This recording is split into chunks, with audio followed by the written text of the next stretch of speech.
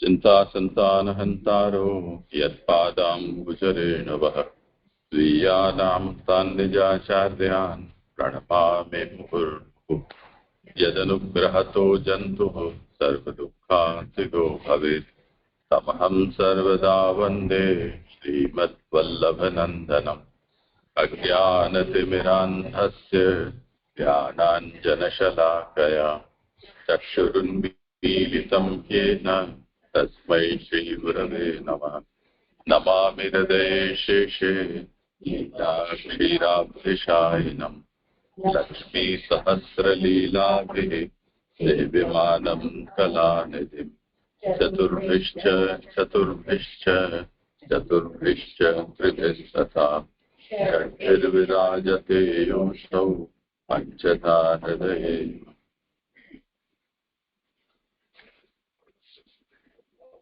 તમારો સવાલ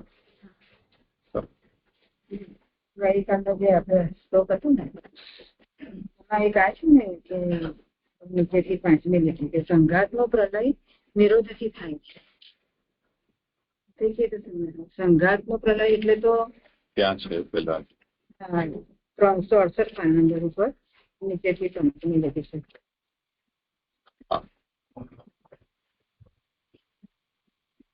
હંતા મમતારૂપનો પ્રલય પણ ઈશાનું કથાનું લક્ષણ છે. સંઘાતનો પ્રલય નિરોધથી થાય છે. સંઘાત આપણે નિરોધ એટલે આપણે અહંતા મમતાનો પ્રલય સમજીશું. આમાં સંભળાશે નહીં જોતું જે કીધું કે અહંતા મમતા રૂપનો પ્રલય પણ ઈશાનું કથાનું લક્ષણ છે. સંઘાતનો પ્રલય નિરોધથી થાય છે. એટલે એ વાક્ય નથી સમજાતું. સંઘાતનો પ્રલય એટલે આપણે સંઘાતનો નાશ તો એ સમજીએ છીએ, બરાબર. જોઈ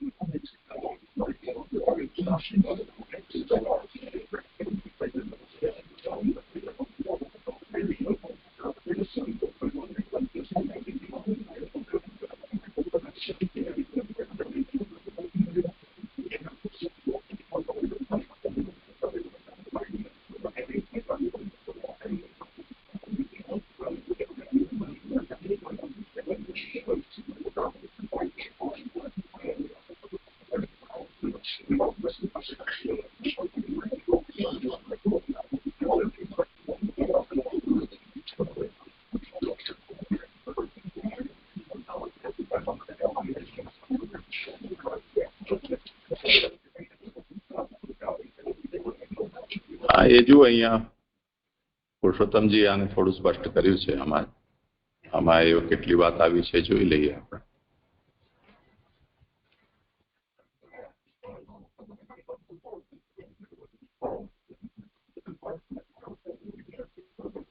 અવતાર વગેરેના છેલ્લી 3 પંક્તિ. અવતાર વગેરેના ચરિત્રોનું વારંવાર શ્રવણ કીર્તન અને સ્મરણ કરવાથી જેમના સંસારનો લય થાય છે તે જીવો મુક્ત થાય છે.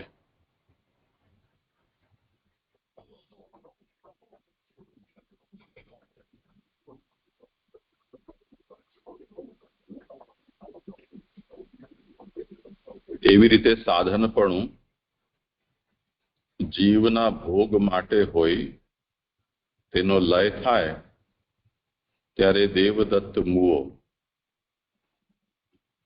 એમ મુક્તિ પણ લયરૂપ છે. તો સંઘાતસ્ય પ્રલયો નિરોધેન એના સંબંધમાં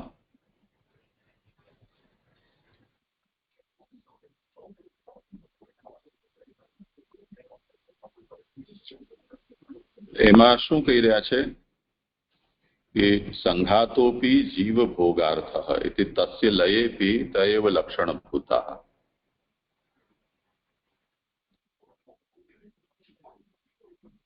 દેહાદિ સંઘાત છે એ જીવના ભોગ માટે છે.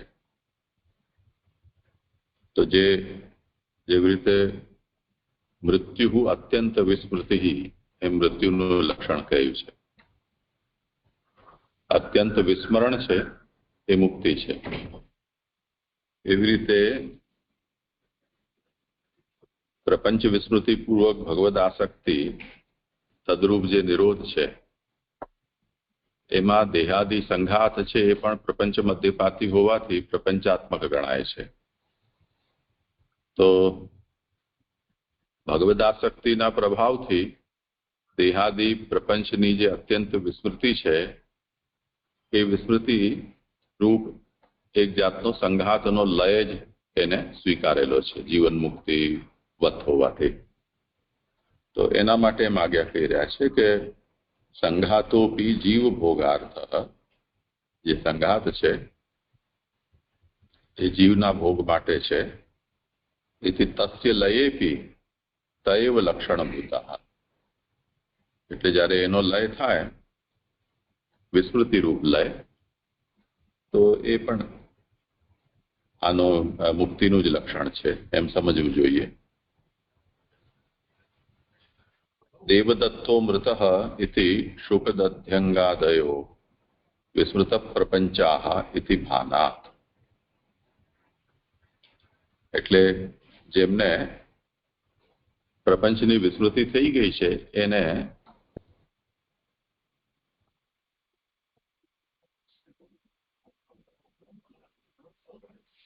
શુકદધ્યંગ, આ તો ઋષિઓના નામ છે, શુકદેવ છે, પછી દધ્યંગ છે, જેમને પ્રપંચની વિસ્મૃતિ થઈ ચૂકી છે. તો શુકદધ્યાંગાદયો વિસ્મૃત પ્રપંચા, એમને દેવદત્તો મૃત ઇતિ ભાનાત. યદ્યપિ એમના દેહનો વિલય નથી થયો, અત્યારે એમનો દેહ છે, તેમ છતાં પણ એમને શરીરજન્ય જે બીજાની સ્ફૂર્તિ છે તે પ્રકારની સ્ફૂર્તિ જીવન મુક્તાવસ્થામાં રહી નથી ગઈ. એને કારણે અહીંયા એમને પણ પ્રપંચનો લયવત જ અહીંયા સંઘાતનો લય થયો છે એવું સમજાય છે. ઘટાદેહે લયો ભોગ્યાદૃષ્ટ નાશેન ઇતિ તત્રાપી તૈવ લક્ષણમ બોધ્રનામ. આ જેમ દેવદત્ત છે એ તો જીવ છે, એવી રીતે જે જળ પદાર્થો છે એટલે ઘટ વગેરે પદાર્થો છે, તો ઘટાદી જે પદાર્થો છે એમનો જે લય, એ લયનો મતલબ એમાં હવે ભોગ્ય દૃષ્ટિ ન રહી જવી. તો ભોગ્યાદૃષ્ટ નાશે ઇતિ તત્રાપી તૈવ લક્ષણમ બોધૃણામ. તો એ જ લક્ષણ એમને જ્ઞાતાઓ છે એમને ઘટાદી પદાર્થોના વિષયમાં પણ જણાય છે. એટલે એમનો પણ પ્રલય થઈ ગયો તદ્વત એમને પ્રતીતિ થાય છે.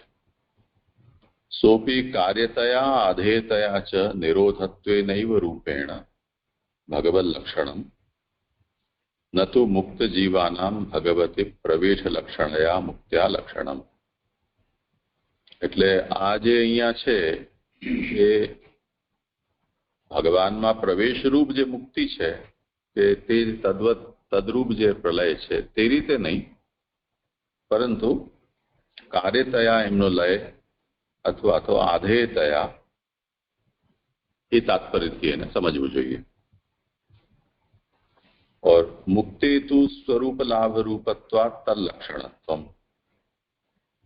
मुक्ति છે તો સ્વરૂપ લાભ રૂપ છે, એટલે એનું લક્ષણ તો બ્રહ્મમાં પ્રવેશ રૂપ છે એમ સમજવું જોઈએ. આ અભિપ્રાય છે.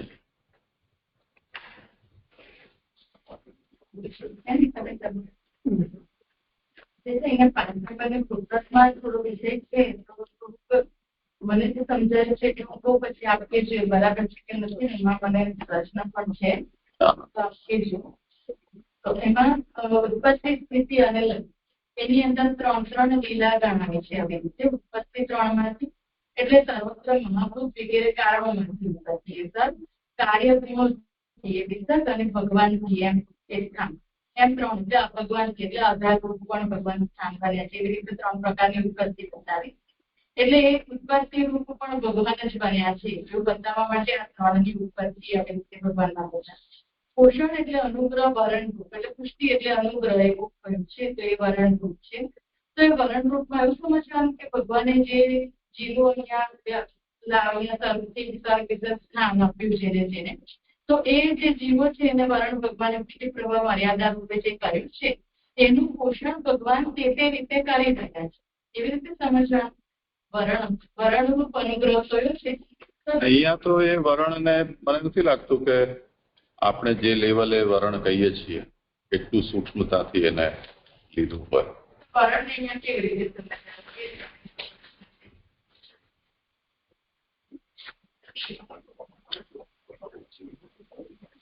શિક્ષારૂપ ને ઈચ્છારૂપ છે ને એ એટલે એ હું તો રીતે સમજી કે સ્વીકારવું એટલે પ્રભુએ જેને જે રીતે મતલબ પુષ્ટિ મર્યાદાને કરવા જે રીતે જેનો સ્વીકાર કર્યો પોતાની ઈચ્છાથી, એટલે એ સ્વીકાર છે અને એ વેદોક્ત જ્ઞાન રૂપ છે તે સીધી રીતે છે. આટલો પ્રશ્ન થઈ જાય છે કે નથી સમજાવ્યું શું પુષ્ટિ પ્રવાહ મર્યાદા ના સમજીએ પછી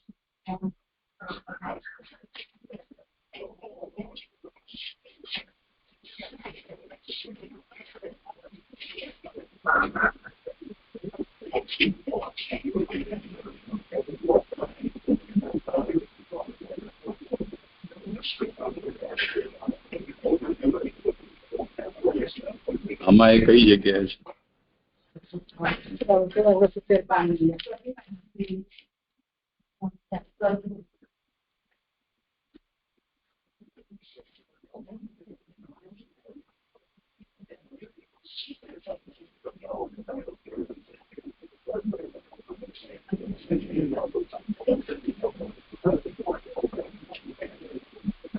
પાણી પણ આગળ વિલાસ છે, વાસનાઓ છે, વાસમાં જ્ઞાન થાય છે અને સ્મૃતિની પહેલાની અવસ્થા છે. અને વિલાસ ને વાસનામાં પણ વિલાસ વાસનાનો કહ્યું અને આગળ પાછળ વિલાસ ભગવત ધર્મ એટલે મનવંતરમાં પણ વિલાસ જ લઈ રહ્યા છે. એ પણ નથી સમજાતું છે.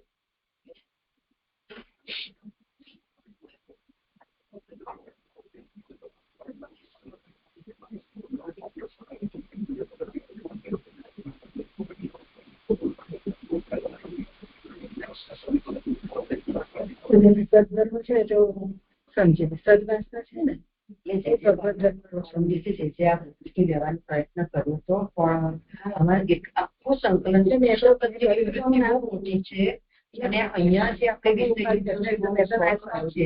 આ બધું સમજવું હોય ને તો આખી વિવૃત્તિ આપણે સમજવી પડે. પછી કરી દીધું કે હવે વિષય આ રીતે તૂટક આવવાનું છે તો એનાથી આપણને સમજ નહીં પડે એટલે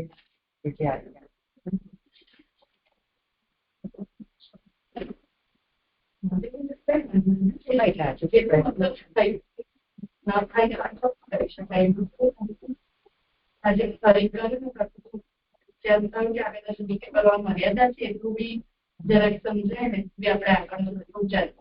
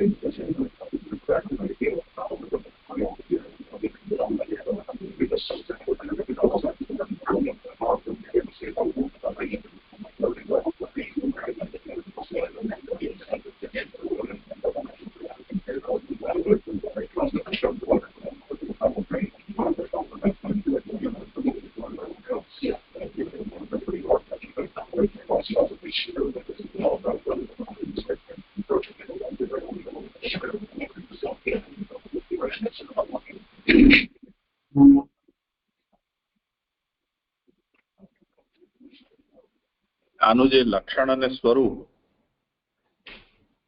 બે રીતે નિરૂપણ કરવાનું આગળ પ્રતિજ્ઞા કરી હતી. એમાં અહીંયા આ જે શ્લોક છે એમાં કેવલ હવે લક્ષણના નિરૂપણ થઈ રહ્યું છે અને ત્યાં એ વાત કહી હતી કે આનું જે સ્વરૂપ છે એ આગળ કહેવામાં આવશે તત્ત સ્કંદમાં. તો यथा गो शासना असाधारणो धर्म तथा नवानाम सर्गादीनाम लक्षणम अत्र उच्यते नतु स्वरूपम. અહીંયા એનું લક્ષણ કહી રહ્યા છે, એનું સ્વરૂપ નથી કહેવામાં આવતું. સ્વરૂપં તો અગ્રે વક્ષ્યામઃ અગ્રિમ સ્કંધૈ, આગળના સ્કંદોથી એનું લક્ષણ આગળ સ્વરૂપ કહેવામાં આવશે. તેષામ લક્ષણમ એતદ ઇત્યત્ર પ્રમાણમ આહ વર્ણયંતી. અહીંયા જે એનું લક્ષણ કહી રહ્યા છે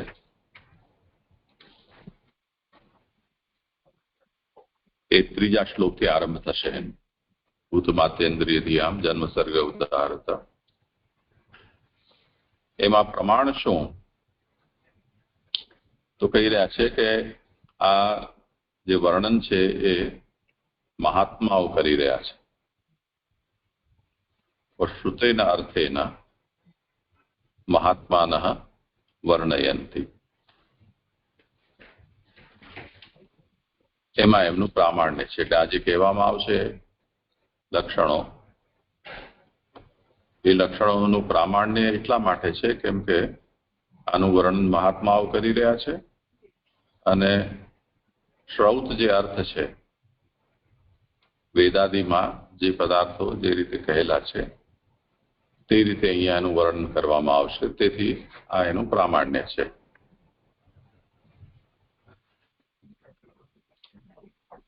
હવે અહીંયા જે શરૂઆતથી લક્ષણ કયા છે એમાં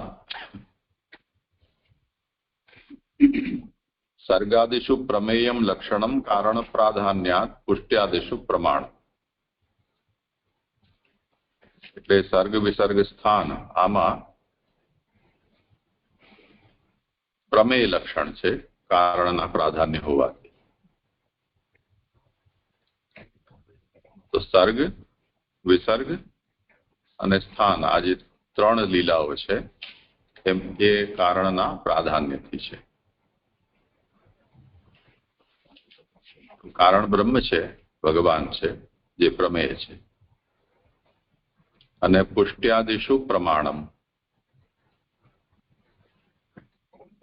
તો સર્ગ વિસર્ગ સ્થાન પોષણ પૂતિ અને મન્વંતર એમાં પ્રમાણ છે એ લક્ષણ છે.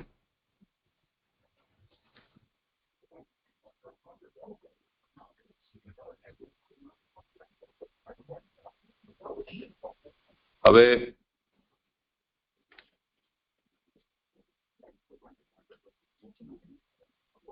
એ નિરૂપણ કર્યા પછી આ ત્રણેય જે છે અર્થાત એતે ઉત્પત્તિ સ્થિતિ પ્રલયાત્મનો ભવંતી, એમાં અનુક્રમે પ્રથમ ત્રણ છે એ ઉત્પત્તિના અંતર્ગત છે, બીજો જે તીકડી છે સ્થિતિ અને અંતિમ તીકડી છે પ્રલયાત્મક છે.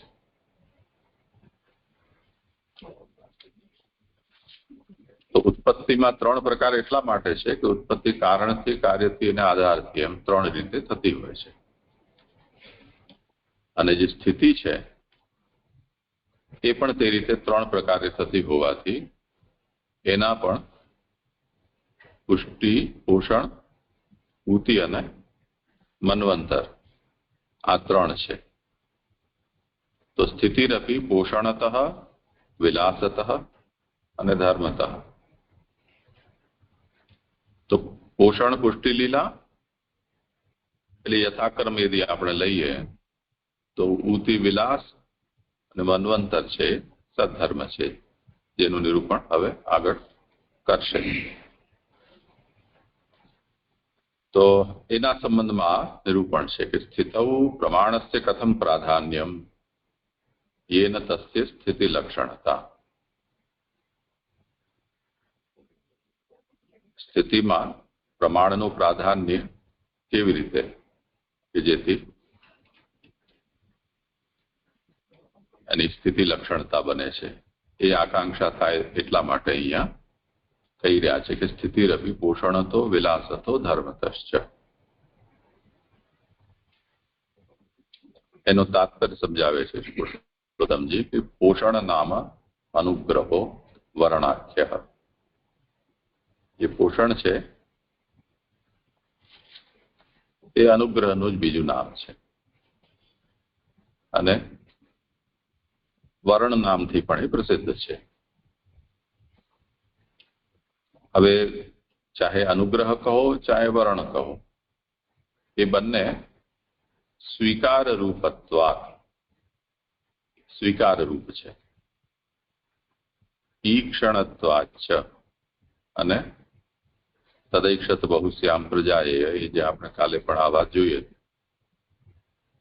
એ ઈક્ષણ છે એ વેદોક્ત છે, એમનું ઈક્ષણ પ્રસિદ્ધ છે.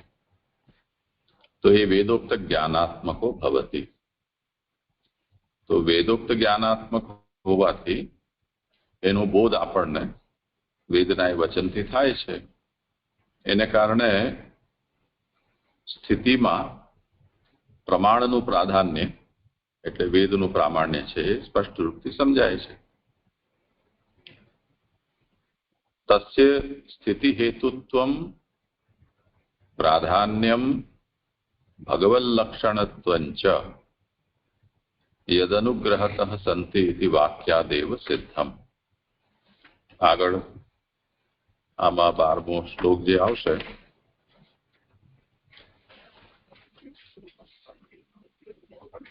દ્રવ્યમ કર્મ ચ કાલશ્ચ સ્વભાવો જીવ એવ ચ યદનુગ્રહતઃ સંતિ ન સંતિ યદુપેક્ષયા. ત્યાં દ્રવ્ય કર્મ કાલ સ્વભાવ જીવ વગેરે ભગવાનની કૃપાથી થાય છે અને કૃપા ન હોય, ઉપેક્ષા હોય તો નથી થતા. તો એ વચનમાં એ વાત અહીંયા સિદ્ધ કરવામાં આવશે આગળ કે ભગવાન જ સ્થિતિ હેતુ છે, એમનું પ્રાધાન્ય છે અને આ સ્થિતિ છે એ પણ ભગવદ લક્ષણ છે.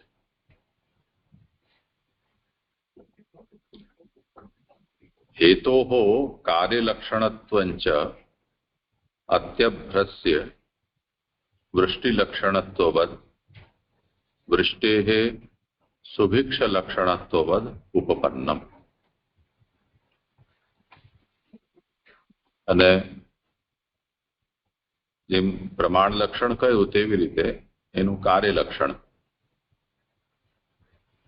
એવી કોઈના ઉપર પોષણ થઈ રહ્યું છે કે અનુગ્રહ થઈ રહ્યો છે કે એનું વરણ થઈ રહ્યું છે, તો એના પાછળ એનો હેતુ શું?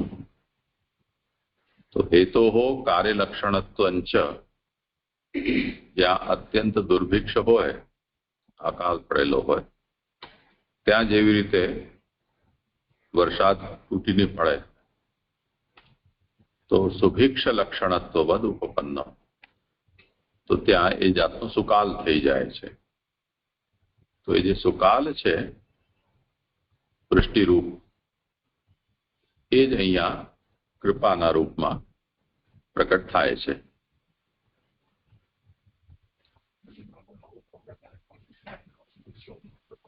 તે પછી એવમ વિલાસસ્ય, બીજો આ પોષણ કહ્યું.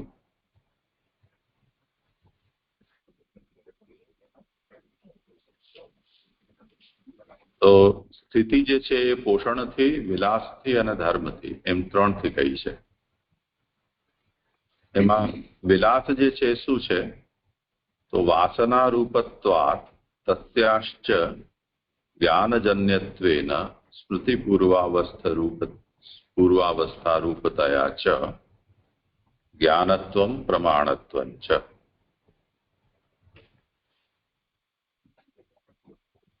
આનું જે પ્રામાણ્ય છે એ જેમ ઉપર અનુગ્રહના સંબંધમાં એમાં શું આજ્ઞા કરી? આકાંક્ષા કરી હતી ને કે તસ્ય સ્થિતિ હેતુત્વમ પ્રાધાન્યમ ભગવદ લક્ષણત્વંચ. આ વચનથી જે સ્થિતિમાં પ્રામાણ્યસ્ય કથમ પ્રાધાન્યમ, પ્રમાણનું પ્રાધાન્ય કેવી રીતે છે એ આકાંક્ષા કરી અને એનું જે સમાધાન કર્યું તેવી રીતે હવે અહીંયા સ્થિતિના સંબંધમાં પણ એ કહી રહ્યા છે કે એવમ વિલાસસ્ય, જેવી રીતે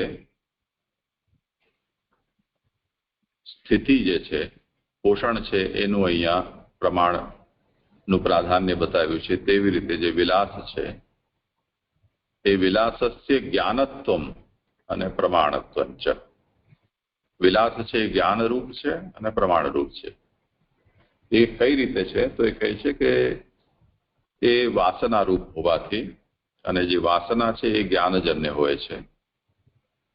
સ્મૃતિ પૂર્વાવસ્થા રૂપતયા, તો આપણી જે સ્મૃતિ છે એની પૂર્વાવસ્થા વાસના કહેવાય છે. એને કારણે એની જ્ઞાનરૂપતા છે અને તે કારણે એની પ્રમાણરૂપતા પણ છે. તયા ચ સ્થિતિ દેહ વિષ્ટંભાત્મક પ્રાણન રૂપા, અને જે એના દ્વારા જે સ્થિતિ છે એ દેહને ટકાવી રાખનાર પ્રાણરૂપ હોય છે. એ રીતે એને સમજવું જોઈએ. એના માટે પ્રમાણ આપી રહ્યા છે ગરુડ પુરાણનું કે યસ્ય કાલેન નોદ્યાયા વિયોગ પ્રાણદેહયો પ્રાણિન સા સ્વસમયે મૃત્યુ અત્યંત વિસ્મૃતિ.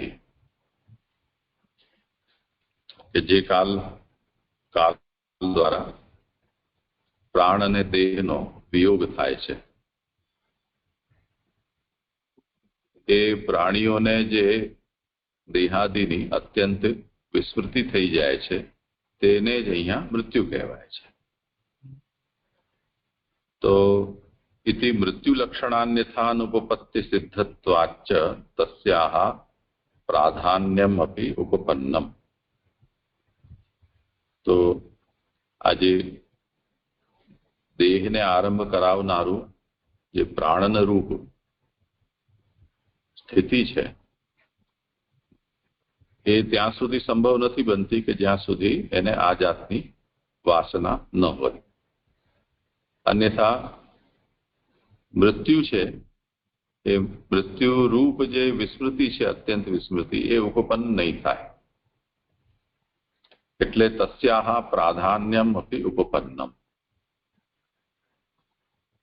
એટલે આત્મા જેનું દેહથી વિયોગ થાય છે એને કોઈ પ્રકારની સ્મૃતિ એની બનેલી રહે છે, અને જે સ્મૃતિનો નાશ દેહના વિયોગ થવા પર એને થાય છે. એટલે એની કોઈ પ્રકારની સ્મૃતિ બનેલી છે જે જ્ઞાનરૂપ છે, અને તેને અહીંયા પ્રમાણરૂપ કહેલી છે. આ વધારે સ્પષ્ટ આગળ પ્રત્યેકનું જે લક્ષણ ત્રીજા શ્લોકથી કહેવામાં આવશે ત્યાં આ બધાનો વિસ્તાર ફરી પાછો થશે, તો થોડી ઘણી જે અપૂર્ણતા છે એ આગળ સ્પષ્ટ થઈ જાય. વિલાસસ્ય ભગવદ ધર્મત્વેન સ્થિતે તજ્જન્યત્વાત ભગવદ લક્ષણત્વમપી અવ્યાહતમેવ. તો જે સ્થિતિ છે એ પોષણથી, વિલાસથી અને ધર્મથી એમ ત્રણ રીતે બતાવવામાં આવી છે. એમાં જે વિલાસ છે એ ભગવદ ધર્મ છે. એટલે ભગવદ ધર્મત્વેન વિલાસની અહીંયા સ્થિતિ બતાવવામાં આવી છે, અને એ ભગવદ ધર્મજન્ય હોવાને કારણે એ જે વિલાસ છે એ સ્થિતિ વિલાસ છે એની ભગવદ લક્ષણ રૂપતા પણ છે, એમાં કોઈ હાનિ નથી. એવં ધર્મતો યા સ્થિતિ સા સ્થાને અથ ધર્મ મખમન્વમરાવનીશા इति वाक्येन तस्य जगद उत्तम्भकत्वात् आयुर्वर्धकत्वाच्च. એના પછી છેલ્લી જે સ્થિતિ રહી એ ધર્મથી ગઈ. તો પોષણ ઉતિ અને મન તો ધર્મતઃ જે સ્થિતિ છે એ 2:739 ત્યાં આ વાક્યથી કહેવામાં આવી છે કે એ જગત ઉત્તમભક છે અને આયુર્વર્ધક પણ છે. આમાં જે ધર્મ છે એ વેદાજ્ઞારૂપ છે. અતો વૈદિકસ્ય જ્ઞાનસ્ય તત્રાપી પ્રાધાન્યમ. એટલે મન્વંતરાણી સદ્ધર્મ, ત્યાં સદ્ધર્મને મન્વંતર જે કહ્યું છે એમાં વૈદિક જ્ઞાનનું ત્યાં પણ પ્રાધાન્ય છે. અત પ્રમાણસ્ય સ્થિતિ લક્ષણ. તો આ જે પ્રમાણ છે એનું સ્થિતિરૂપ લક્ષણ છે. સ્થિતસ્ય આધારઃ સ્થિતિકર્તા ચ ભગવાન.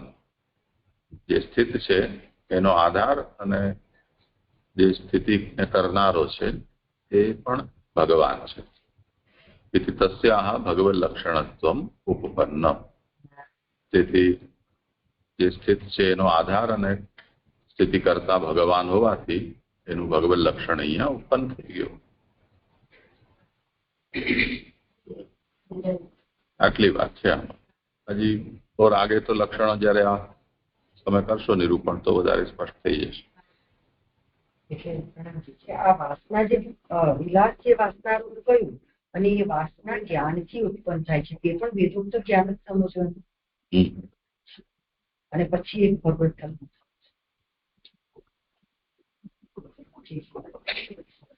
અને ઉપર બીજી લીટીમાં એવું કહ્યું ને કે પ્રપંચની આ જેમાંથી આ પ્રાણીઓ વગેરે વાક્યો પ્રમાણે પ્રપંચની ઉત્પત્તિ વગેરેનું ઉપાદાન કારણ કરતા, તો ઉપાદાન કારણ એક લેવાનું છે કે એને જુદું ભિન્ન કરવાનું છે? ઉપાદાન કારણ એક જ કરવાનું છે. સ્પેસ છે ને વચ્ચે જે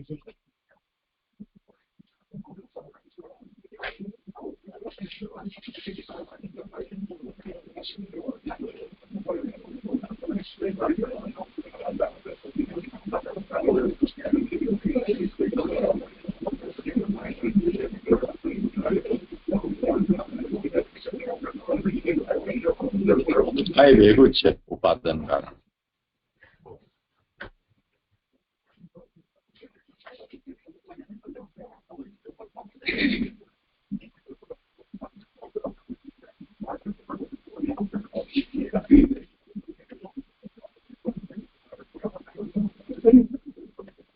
પ્રણવ લેજે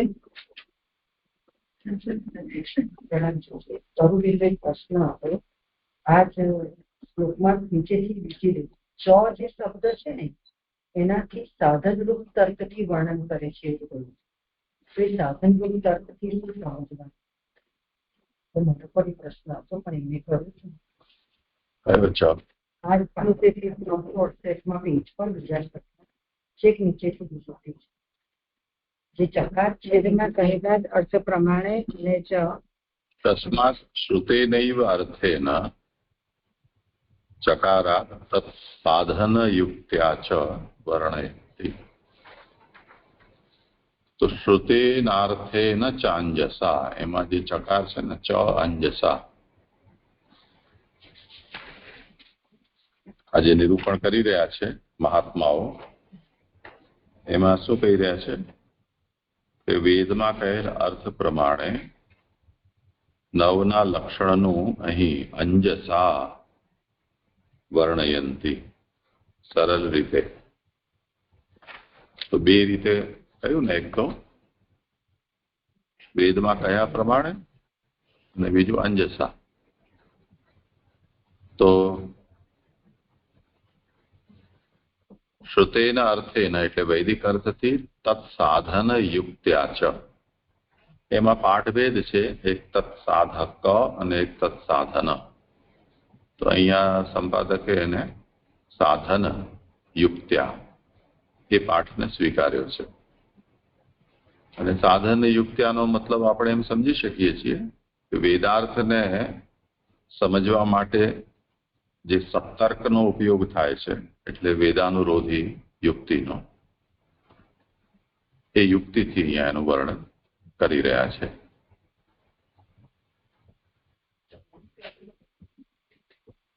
સંપૂર્ણ રીતે ઉત્પત્તિ સ્થિતિ લઈ સંપૂર્ણ રીતે, પરંતુ વિરુદ્ધ કલ્પનાથી નહીં, વિરુદ્ધ કલ્પના નહીં કરીને નૈયાયિકોના મીમાંસકોના મતો છે એને દૂર કર્યા નહીં, એ દૂર કરીને એમ નહીં હા કરવું. હા ને સંપૂર્ણ ઉત્પત્તિ લય કહેવા થાય એવું નથી ને? હા એટલે એવું સમજાય છે જેમાં કે તર્કથી વર્ણન કરે છે, પણ તર્કથી કરવા છતાંય પણ વિરોધી કોઈ કલ્પના નથી, પણ સરળતાથી સમજાય એના માટે તર્ક કરી રહ્યા છે, એવું સમજાય છે. અને બીજું છે કે અહીં આખું જરાક કે દીર્ઘોક્ત જ્ઞાન રૂપ છે સીધી રૂપ પર, પછી વિલાસ વાસના રૂપ છે, વાસના જ્ઞાનથી ઉત્પન્ન થાય છે અને સ્મૃતિની પહેલાની અવસ્થા છે. સ્મૃતિની પહેલાની અવસ્થા વાસના કેવી રીતે સમજાય? સ્મૃતિ એટલે શું કે છે? સ્મરણ. સ્મૃતિ તો અનુભવજન્ય જ્ઞાન સ્મૃતિ છે ને, એ તો વર્તમાન અનુભવ છે એની વાત છે, પણ જે વાસના છે એના માટે આવશ્યક નથી કે વર્તમાન અનુભવજન્ય જ હોય.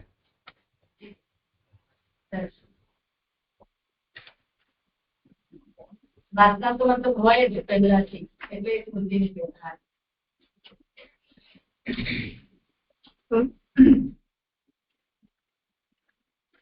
સ્કંદ બીજો એનો અધ્યાય 10મો છે, વિમર્શ પ્રકરણનો ઉત્પત્તિથી વિચાર.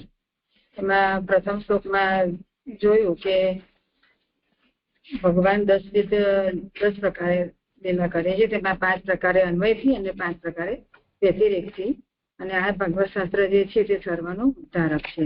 ત્યારબાદ બીજા શ્લોકમાં જો કહે છે કે એક જ સત્રમાં 10 પદાર્થ કહેવામાં કેમ આવ્યા છે, તો એ શંકા થાય તો ત્યાં આગળ કહે છે કે જે 10વિધ જે લીલા છે એમાં જે આશ્રય છે, 10મો આશ્રય, એનું જ્ઞાન સંપૂર્ણ રીતે થાય, તે શું ગ્રહણ કરવું અને શું શેનો ત્યાગ કરવો તેનું સમજ થાય, તે માટે 10વિધ લીલાનું અહીંયા નિરૂપણ કરવામાં લક્ષણથી બતાવવામાં આવ્યું છે. અને તે પણ મહાત્માઓ કે જે લોકો વેદના અર્થ પ્રમાણે તેનું નિરૂપણ કર્યું છે તે જ અહીંયા પ્રમાણરૂપ કહેવામાં આવ્યું છે. હવે શ્લોક 3 નીચે આ બધા જ નિરૂપણમાં જે શરૂઆતમાં જે ભગવાનની સ્તુતિ હતી ને, અદીન લીલા હસ્તે ક્ષણોલ્લસત ભૂભંગ સંસૂચિત ભૂર્યનુગ્રહમ ઈક્ષેત ચિંતામયમેનમીશ્વરમ યાવન મનો ધારણયાવતિષ્ઠતે. તો આમાં જે ભ્રૂભંગાદી જે વિલાસ કહેલા છે તે અહીંયા જે અર્થ કરેલો છે ને એમાં ત્યાંનું સ્મરણ કરતા રહેવું જોઈએ.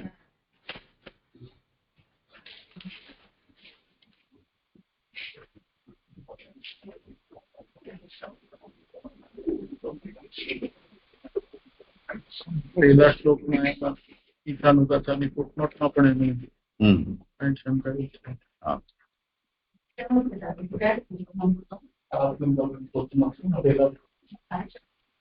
હમણાં ચાલુ વિશે હા કરો.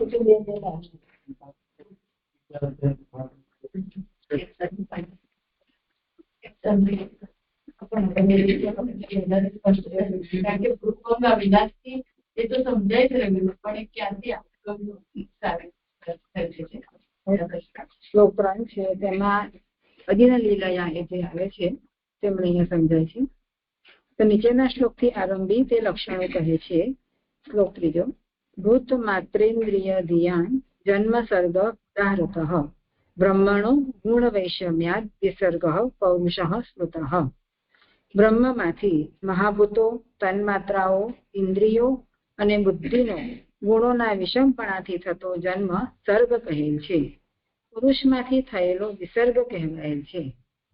ભૂતાની એટલે 5 મહાભૂતો અને 5 તન્માત્રાઓ, 10 ઇન્દ્રિયો અને 4 પ્રકારની ધી, મન, બુદ્ધિ, ચિત્ત અને અહંકાર એવા અંતઃકરણ બુદ્ધિ, એ પ્રમાણે 24 તત્વો કહેવાયા. તેઓના પણ કારણ તરીકે 3 ગુણો છે. એટલે જે 24 તત્વો બતાવે એમાં 5 મહાભૂત, 5 તન્માત્રા, 10 ઇન્દ્રિય અને 4 પ્રકારનું અંતઃકરણ, એ પ્રમાણે 24 તત્વો કીધા. હવે એના પણ કારણ તરીકે 3 ગુણો છે, જે સાત્વિક, રાજસ અને તામસ. કારણ કે તેઓના વિષમપણાથી એટલે ગુણ તરીકે આવિર્ભાવ થાય છે. તેઓના વિષમપણાથી તેઓનો એટલે કે તેઓનો વિષમપણાથી એટલે આ 24 તત્વોનો આવશે ને, જે ગુણોનો વિષમપણાથી એટલે ગુણ તરીકે, એટલે કે ગુણ તરીકે એટલે બંધન કરનાર તરીકે. એટલે આ ગુણોના વિષમપણું થાય ત્યારે ગુણો બંધન કરતા તરીકે આવિર્ભાવ થાય છે. તેઓનું પણ કારણ બ્રહ્મ છે. તેથી પરંપરાથી 28 ભેદ થયા. 24 તત્વ, 3 ગુણ અને 28માં બ્રહ્મ. તેઓનો જન્મ તે સર્ગ. સર્ગ પણ દરેકનો અને સર્વનો સમૂહથી એમ 2 પ્રકારનો છે. આ જે સર્ગ છે એ સર્ગ પણ 2 પ્રકારનો છે, દરેકનો અને સર્વનો સમૂહથી. આ મને નથી સમજાતું. અને વિષમપણું સર્ગ પણ દરેકનો અને સર્વનો સમૂહથી એમ 2 પ્રકારના. દરેકનો એટલે અહીંયા જે ત્રીજી ફૂટનોટ છે ને એમાં આ સમજાય છે લગભગ. ત્રીજી ફૂટનોટમાં મહત વગેરેની ઉત્પત્તિ રૂપ એક એટલે દરેક અને બ્રહ્માંડ નો સર્ગ સમુદાયથી થાય છે. એટલે આ ફૂટનોટ થોડી આડી અવળી થઈ છે. અને વિષમપણું 4 પ્રકારનું છે, કારણ કે તે ગુણો દરેક વિષમ થાય છે અને સમૂહથી પણ વિષમ થાય છે, અથવા 3 પ્રકારનું જ છે. ફૂટ નંબર છે એક તો બીજા નંબરની. વિષમપણું 4 પ્રકારનું છે, કારણ કે તે ગુણો દરેક વિષમ થાય છે. વિષમ એટલે કે ક્ષોભ પામેલા. એટલે જયારે એમાં એક વિષમપણું થાય છે ત્યારે આ ગુણો ક્ષોભ પામે છે અને સમૂહથી પણ વિષમ થાય છે. સમૂહથી એટલે અહીંયા 3 નંબરની ફૂટનોટ જે કીધી એ જ આવશે. મહત વગેરેની ઉત્પત્તિ રૂપ એક અને બ્રહ્માંડનો સર્ગ સમુદાયથી થાય છે. એ રીતે ત્યાં પણ એ 2 પ્રકારે ત્યાં વિષમતા થાય છે, તત્વમાં અને સમૂહથી છે બંનેમાં. જે વિષમપણું કીધું ને એક સમૂહથી થાય છે વિષમપણું. અથવા 3 પ્રકારનું જે છે એમાં 4 નંબરની ફૂટનોટ છે કે અહીં વા અથવા શબ્દથી કહેલ પ્રકાર ગણવાનો નથી, તેથી 33 થાય છે. એટલે અહીંયા જો વિષમપણું ગુણોનો 4 પ્રકારથી કહે તો 34 થાય તત્વો, પણ એ 3 પ્રકારથી કીધું છે એટલે 3 અને આ 2 પ્રકારથી એટલે એમ 3 ને 2 5 એટલે પેલા 28 તત્વ અને બીજા આ 5 એમ 33 તત્વ થાય. એવી રીતે સર્ગ 33 અથવા 34 પ્રકારનો જુદો છે. પુરુષમાંથી થયેલો વિસર્ગ કહેવાય છે. શબ્દોથી વિસર્ગનું લક્ષણ કહેલું છે. તેમાં પ્રમાણ મહાન પુરુષોની સ્મૃતિ છે. પુરુષમાંથી 3 લોકોનો ભેદ થવાથી, 3 લોકો એટલે કે ભૂર, ભુવ અને સહ, એનો ભેદ થવાથી 8 વસુઓ, 11 રુદ્રો અને 12 આદિત્યો એવા તેના 31 ભેદ થાય છે. આ પ્રમાણે સર્ગ 28 તત્વોનો 33 તત્વોનો બતાવ્યો અને 31 વિસર્ગ બતાવ્યો. 31 પ્રકારથી ભેદો થાય છે. અહીંયા બરાબર છે. આજે કીધું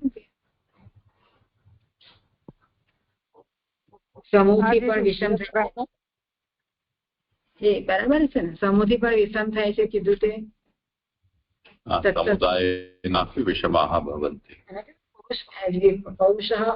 વિસર્ગ પૌરુષ સ્મૃત એટલે શું સમય સ્મૃતિ, મહાન પુરુષોની સ્મૃતિ છે સમય.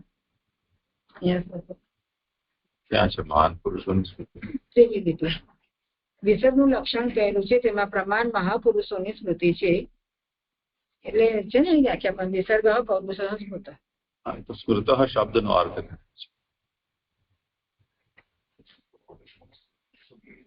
હા, એટલે એનો અર્થ નથી.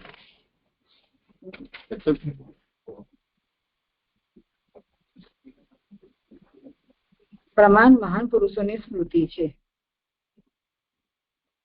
મહાપુરુષો એ આને વિસર્ગ કહે છે એમ.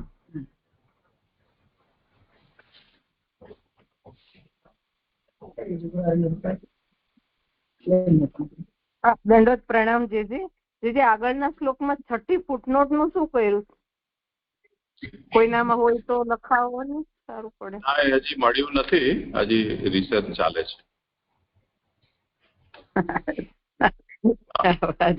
દંડોત પ્રણામ. જે પ્રણામ. આપણે અહીંયામાં કીધું આ શ્લોકમાં કે મહાભૂતોની ઉત્પત્તિ એ સર્ગ કહેવાય, એટલે એનું લક્ષણ થયું. તો જે આપણે 2:7:26 જે કીધું છે ને 243 પેજ પર કે એમાં સર્ગરૂપ ઉદારપણું કે છે, એટલે કે શરીર વિનાએ શરીર સ્વીકાર્યું તે સર્ગ. તો જે આ શું થશે ને આ એનું લક્ષણ થશે, તો આ એનું સ્વરૂપ થશે કે સર્ગનું સ્વરૂપ આ કે શરીર વિના જ્યારે શરીર સ્વીકારે તે સર્ગ કહેવાય, એ સર્ગનું લક્ષણ સ્વરૂપ કહેવાશે. મને એ નથી સમજાતું છે કે એમાં શું સમજાવ્યું છે. આમાં તો અહીંયા લક્ષણ કીધું કે નીચેના હા એ જે હમણાં આજ્ઞા કરી ને કે જે 2:12 શ્લોક છે ને ઉદાર દિને લીલા વાળો, એ શ્લોકનું અનુસંધાન લઈને અહીંયા ચાલવાનું છે. તો ઉદાર લીલા એટલે ભગવાન ગઈકાલે થયું હતું નિરૂપણ કે ભગવાનને ઉદાર કેમ કીધું છે, એ છે એમને જે શરીર સ્વીકાર્યું એનું ઉદારપણું છે એમ કરે જઈએ સમજાય તો. અને અહીંયા લક્ષણ બતાવે આ લક્ષણ છે એટલે એનું સ્વરૂપ છે એમ પૂછવા માંગુ છું કે ભગવાને જે શરીર વિના શરીર સ્વીકાર્યું તે સર્ગ કહેવાય, તે એમનું સ્વરૂપ કહેવાય. એ મારું જાણવું છે. સર્ગનું સ્વરૂપ ગણાય એને અહીંયા લક્ષણ બતાવ્યું હોય કેવી રીતે શરીર સ્વીકારશે એ આગળના સંદર્ભમાંથી બતાવશે સ્વરૂપ એમનું. જે આ રીતે સમજવાનું છે. સ્વરૂપ લક્ષણ અને સ્વરૂપ તો સંકળાયેલા જ હોય ને. લક્ષણ બતાવે તો સ્વરૂપ જ બતાવે ને, ભાઈ અહીંયા ખાલી લક્ષણ બતાવ્યું છે, સ્વરૂપ એનું વિસ્તારથી આગળ બતાવશે. હા એ તો મેં જાણ્યું. અહીંયા તો આપણે પાછળ આવી ગયું ને એ હિસાબે હું પૂછું છું. આપણે 2:7 આવી ગયું છે આ સર્ગ વિશે, એટલે હું પૂછું છું. જે આપ જરા કરો ને ખુલાસો. એટલે એમાં શું સમસ્યા છે 7માં? એટલે 7મા અધ્યાયમાં એવું કીધું છે કે સર્ગરૂપ ઉદારપણું કીધું, બરાબર. તેમાં શું કે છે કે શરીર વિના શરીર સ્વીકારે તે સર્ગ કહેવાય. તો મારું એવું પૂછવું છે જે કે એ સર્ગનું સ્વરૂપ ગણાય એને, કારણ કે આને આપણે લક્ષણ ગણીએ છીએ કે મહાભૂતોની ઉત્પત્તિ એ સર્ગનું લક્ષણ થયું. તો આ શરીર વિનાના શરીર સ્વીકારે તે સર્ગનું શું ગણી શકાય એને, એ મને નથી સમજાતું છે. પ્રણામ. એને પણ તમે કહી શકો લક્ષણ, એને પણ લક્ષણ જ ગણી શકાય. લક્ષણ. ઓકે. એટલે સ્વરૂપ આપણને 3જા સ્કંદમાં જણાવશે, આગળ જણાવશે. હા સર્ગનું છે. પ્રત્યેક લીલાનું તે રીતે સતત એક સ્કંદથી સ્વરૂપ વર્ણન કરશે. હા એ થયું છે. પ્રણામ. અને આ સર્ગ દરેકનું અને સમૂહથી એમ 2 પ્રકારનું એ નથી સમજાતું. દરેકનો એટલે મહાભૂતોનો તન્માત્રાનો એ રીતે, અને સમુદાયથી એટલે બધાનું ભેગું એ રીતે, એ નથી ખ્યાલ આવતું એ રીતે. ઓકે. બ્રહ્માંડ. ઓકે. અને આ વિષમપણું 4 પ્રકારનું, એ વિષમપણું મને નથી ખ્યાલ આવતો છે. એક ગુણોનું વિષમતા બતાવી ને મૂળમાં. હા ગુણોની એ 4 પ્રકારની ગુણ વૈષમ્ય. તો ગુણોનું વૈષમ્ય. પણ જે 4 પ્રકારનું કેમ કીધું? કેમ કે અહીંયા મહાભૂત, તન્માત્રા, ઇન્દ્રિય અને બુદ્ધિ 4નું અહીંયા વર્ણન કર્યું છે. તે 4નું વિષમતાથી જ એ ગુણોના વિષમતાથી એ 4 હાજ થઈ ગયું. પ્રણામ. કોટી પ્રણામ છે. અહીંયા છે સુબોધનીમાં નીચેથી 3જી પંક્તિ આવે છે ને કે તેમાં પ્રમાણ મહાન પુરુષોની સ્મૃતિ છે. આ મહાન પુરુષો એટલે કોણ સમજવા? બ્રહ્માજી? ખબર નથી કોણ છે. આ બોલી કોણ રહ્યું છે? સુખદેવજી. સુખદેવજી અહીંયા એમ કહી રહ્યા છે કે આ ભૂતમાત્રેન્દ્રિયધ્યામ જન્મ સર્ગ ઉદાર બ્રહ્મણો ગુણ વૈષમ્યાત વિસર્ગ પૌરુષ. પરીક્ષિત એમ પૂછે કે તમે આ શેના આધારે કહી રહ્યા છો? તો સ્મૃત જેમ સંયુગજા સ્પર્શજાસ ન મંતવ્યા કથંચન, એટલે જે 5 પ્રકારના દોષ છે એ સહજાદેશ કાલોત્થા લોકવેદ નિરૂપિતા સંયોગજા સ્પર્શજા છે. હવે કોઈ પૂછે કે આ ક્યાં છે એમ, તો તેવી રીતે કયું લોકવેદ નિરૂપિત, તેવી રીતે સ્મૃત એનો મતલબ અહીંયા એવી સ્મૃતિ છે, આગળથી એવું ચાલ્યું આવ્યું છે.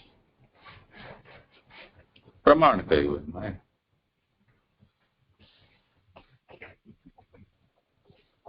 પ્રણામ છે. અહીંયા પુરુષ એટલે અક્ષર જે બાલ પ્રબોધની છે તેમાં પુરુષો વૈરાજો બ્રહ્મા તત્કૃત પૌરુષ ચરાચર સર્ગો વિસર્ગ સ્મૃત ઇત્યર્થ. એ પૌરુષ શબ્દનો અર્થ થયો. સ્મૃતનો શું અર્થ કરે? એનો નથી આવતો. હા, સ્મૃતનો અનુવાદ અહીંયા સ્મૃત એટલે એવું સ્મરાયેલું છે એમ, અથવા એવું કહેવાય છે.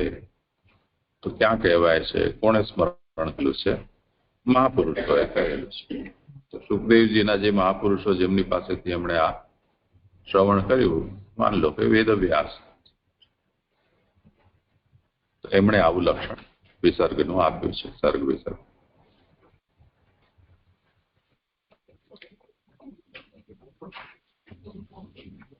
પ્રણામ છે. અને અહીંયા જે પુરુષમાં થયેલો વિસર્ગ કહેવાયો, તો એ પુરુષ ને શું જાણવું? એ પુરુષ કોને કહે છે? એટલે અક્ષરમાંથી જ સમજવું. જે પણ સમજો, ચતુર્થ સ્કંદમાં એ આવશે આખું. આ બધું શેમાંથી થયું તે? અક્ષરમાંથી પુરુષ થયો. પુરુષમાંથી 3 લોકનો ભેદ થયો. 8 વસુ, 11 રુદ્ર, 12 આદિત્ય, આ બધા થઈને અને 31 ભેદ પુરુષમાંથી થયા. બ્રહ્માંડ તો થઈ ગયું. પછી હવે સર્ગમાં બ્રહ્માંડ બતાવી દીધું. હવે એના પછીની વાત આગળ વધી. હા, કહી શકાય.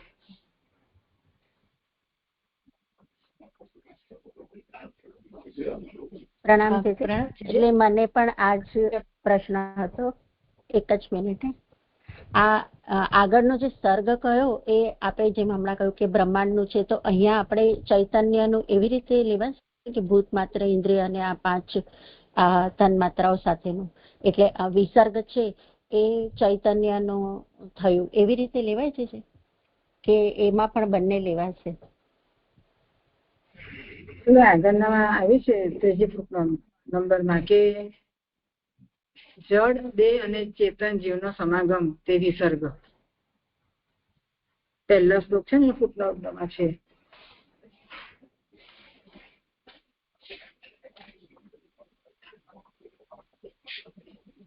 હા, એટલે એ સમાગમની જ વાત છે. એટલે અહીંયા ચૈતન એટલે જીવનું આગમન થયું વિસર્ગમાં એવું લેવાશે એવું પૂછું છું. ત્યાં જળ આપણને સમજાવ્યું બ્રહ્માંડમાં, અને અહીંયા હવે જીવનું આવી રહ્યું છે એવું લેવાશે એવું પૂછું.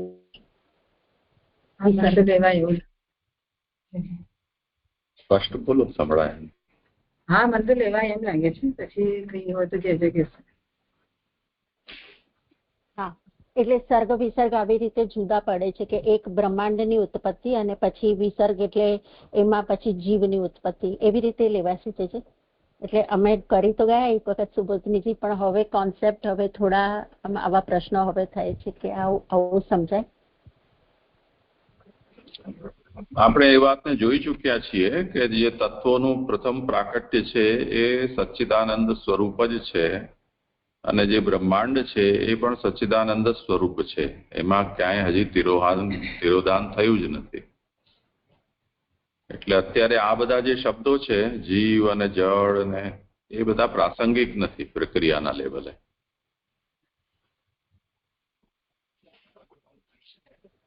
હા જી જી. અને જે બીજું એવું પૂછવું હતું કે આ જે 11 રુદ્રો કે છે ને, તો રુદ્રો શું કામ? વસુઓ માટે એવું કહેવાય છે કે વસુધા એટલે પૃથ્વીમાં કંઈક એ લોકો બેનિફિશિયલ છે કેવી રીતે છે એ તો ખબર નથી. અને આદિત્યો છે એ 12 આદિત્યો એટલે 12 મહિનાના જુદા જુદા આદિત્ય છે. પણ આ જે રુદ્રો 11 છે એ લોકો શું પૃથ્વીમાં એટલે વિસર્ગમાં કરે છે એ હજુ ખબર ન પડી. તે અધ્યાયમાં જોઈશું. અત્યારે તો કેવલ અત્યારે આના લક્ષણો જ આપણને જોવા છે. તે સ્કંદમાં પછી એનું વિષય વર્ણન આવશે. હા જી જી પ્રણામ જી. હા જીજી, દંડવત પ્રણામ જીજી. અહીંયા એવું સમજવું છે કે આજે બીજી લીટીમાં કહ્યું ને કે આ પ્રમાણે 24 તત્વો કહેવાયા. તેઓના પણ કારણ તરીકે 3 ગુણ છે, કેમ કે તેઓનો વિષમપણાથી એટલે બંધન કરનાર ગુણ તરીકે આવિર્ભાવ થાય છે. આ જે નથી સમજાતું, કારણ કે જે તત્વ છે એના કારણ તરીકે 3 ગુણો કેવી રીતે? એ પછી એ તો થયું કે વિષમપણાથી એ બંધન કરનાર ગુણ તરીકે આવિર્ભાવ થાય છે. એટલે પછી હવે આગળ વિસર્ગ માટેની એની વાત કરી રહ્યા હોય તો જે આ થોડુંક 2 લીટી નથી સમજમાં આવી રહી. હા કરો.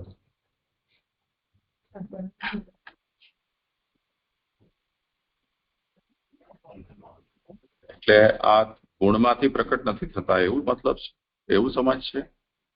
હા, એટલે પહેલા પ્રથમ 5 પછી 5 તન માત્રાઓ, પછી ઇન્દ્રિયો, પછી અંતઃકરણ અને પછી ગુણો. એટલે એનું કારણ પણ ગુણો છે, તો ગુણોથી પ્રગટ થયા હશે ને. તો સામાન્ય પ્રક્રિયા જે છે ને એમાં ક્યાં પ્રશ્ન છે? એનું કારણ છે એટલે ગુણોથી પ્રગટ થયા. અને એનું પણ કારણ મને તો આ પ્રશ્ન હજી ન સમજાયો, શું પૂછવા માંગે છે? હા જીજી, હું કહું એટલે સમજે. હા નીતાબેન બોલો તમે, પછી હું કરું. પ્રશ્ન પહેલો સમજ કહેતી હતી. હા, એટલે પ્રશ્ન જે એવી રીતે થયો કે આ જે પણ કઈ તત્વ છે અથવા જે થઈ રહ્યું છે એ બધું જો શરૂઆતમાં આપણે, મારી સમજ એવી રીતે છે કે આ જે તત્વો છે એ બધા જો સચ્ચિદાનંદ રૂપે ગણીએ ને એનું મૂળ કારણ તો બ્રહ્મ ગણીએ, પણ આગળ સૃષ્ટિ થવામાં એ કારણ છે એટલા માટે એને કારણ રૂપે કહ્યા છે. તો એ જે તત્વની જે ગણના છે એ તત્વની ગણનામાં જે તત્વો થઈ રહ્યા છે એ રૂપે તો બ્રહ્મ જ થાય છે. તો પછી એમાં આ ગુણો એના કારણ તરીકે, આ ગુણો 3 ગુણ, પ્રકૃતિના 3 ગુણો એને કેવી રીતે જે સમજવાના એ મને સમજ. પ્રકૃતિના ગુણો ક્યાં શબ્દ છે અહીંયા?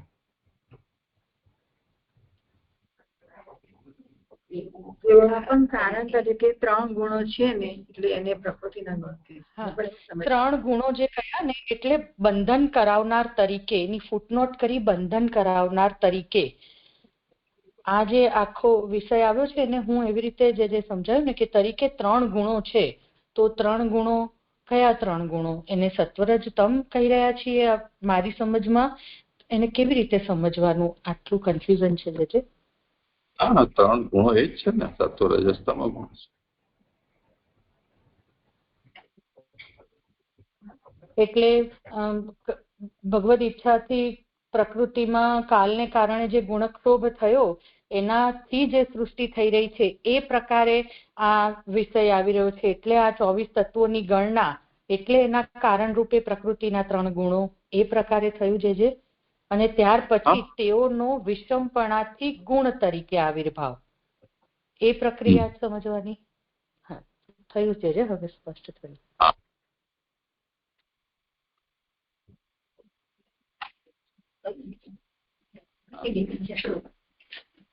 ત્યાં રાખી દો ને, નહીં આને ત્યાં રાખી દો એવું હતું.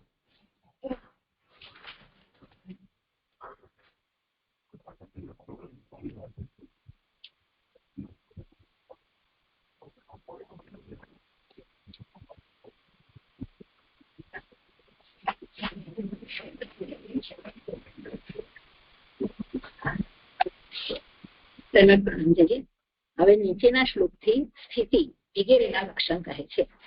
સ્થિતિ વૈકુંઠ વિજય ભૂષણમ તદ અનુગ્રહ મન્વંતરાની સદ્ધર્મ તય કર્મ વાસના. વૈકુંઠનો વિજય સ્થિતિ છે, તેની કૃપા એ પોષણ છે, સત્પુરુષોનો ધર્મ એ મનવંતર છે, અને કર્મની વાસનાઓ જીવ છે. એટલે જે હમણાં આપણે આગળ જોયું કે સ્થિતિનું 3 પ્રકારે વર્ણન કરે છે, એની અંદર અહીંયા પોષણ, મનવંતર અને ઉતિ, આ 3 કહી રહ્યા છે.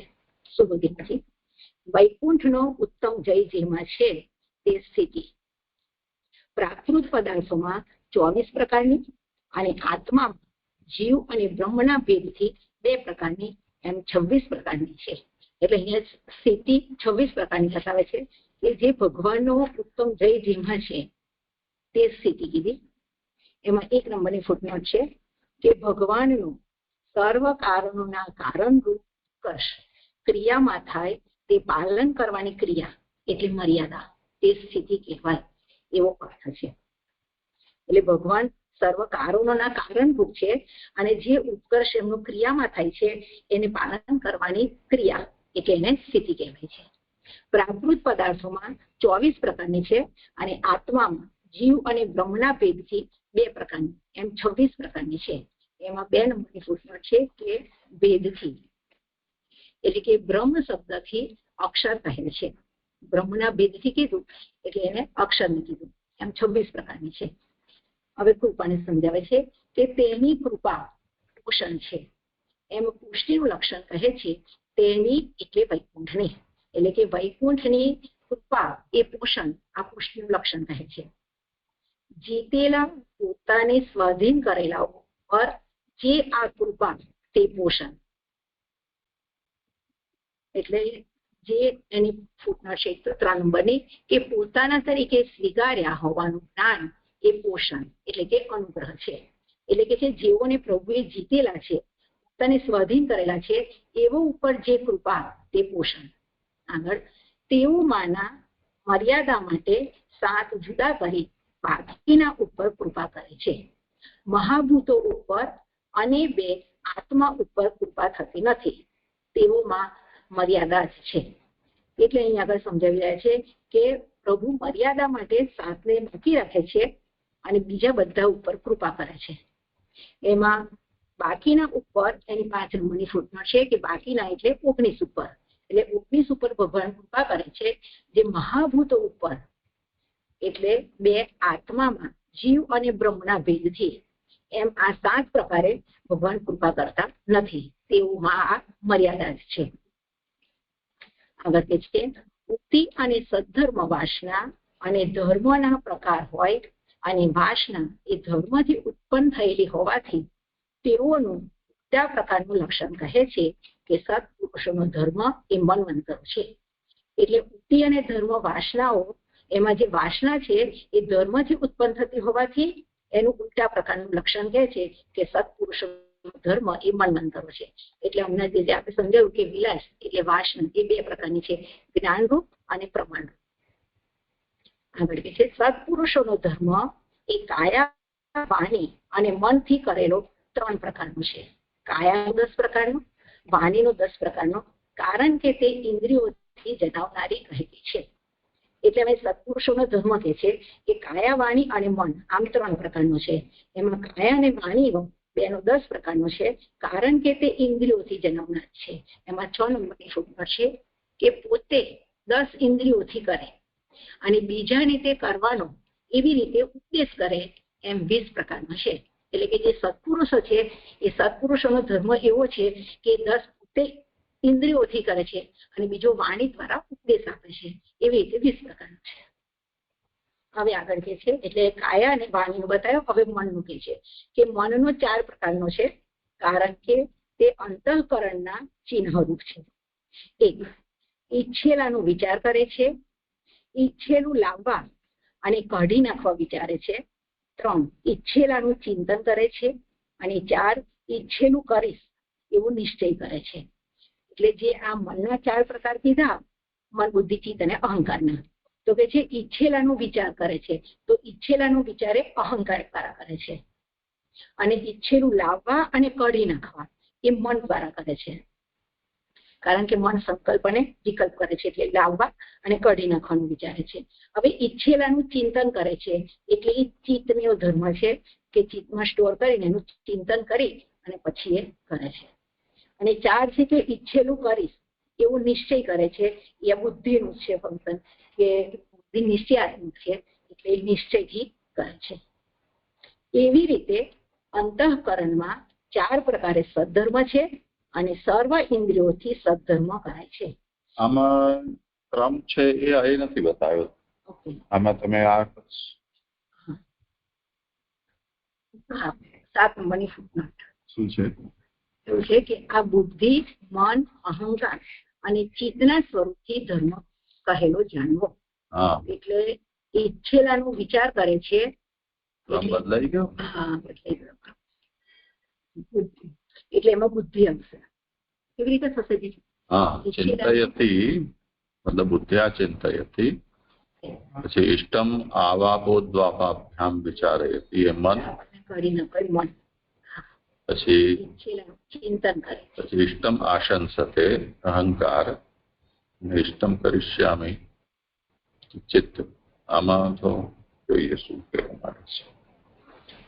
ચિંતયતી ઇત્યાદિ એતૈઃ, આમાં ક્રમેણ ધર્મો નિર્દિષ્ટો બોધ્ય એમ સ્પષ્ટ ક્રમ બતાવ્યો છે.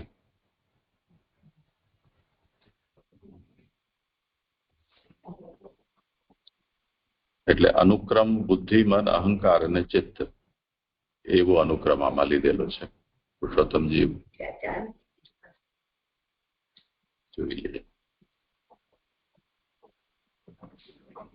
ઇષ્ટમ ચિંતયતી, ઇષ્ટમ વિચારયતી, ઇષ્ટમ આશંસતે અને ઇષ્ટમ અધ્યવસ્યતિ.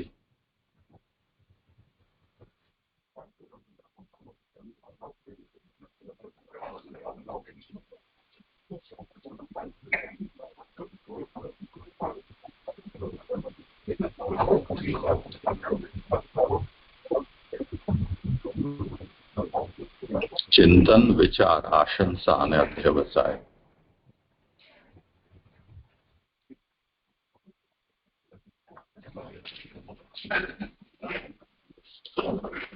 જોઈ લે બીજામાં શું છે.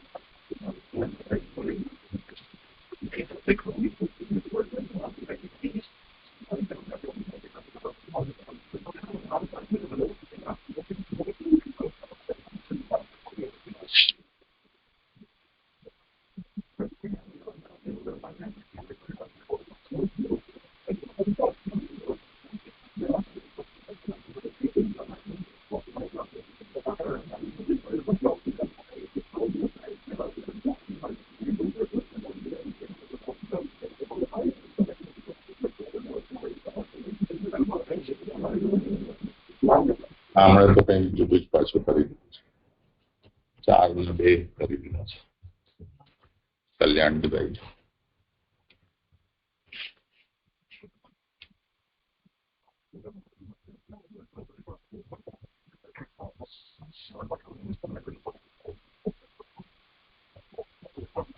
સામાન્ય રીતે જે અધ્યવસાય છે એ બુદ્ધિનું છે લક્ષણ. જે ચિંતન છે એ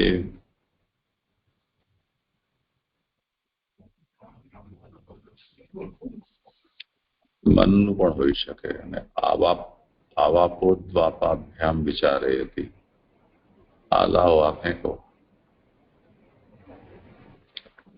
ઇષ્ટમ આશંસતે, આશંસા એટલે અભિલાષા.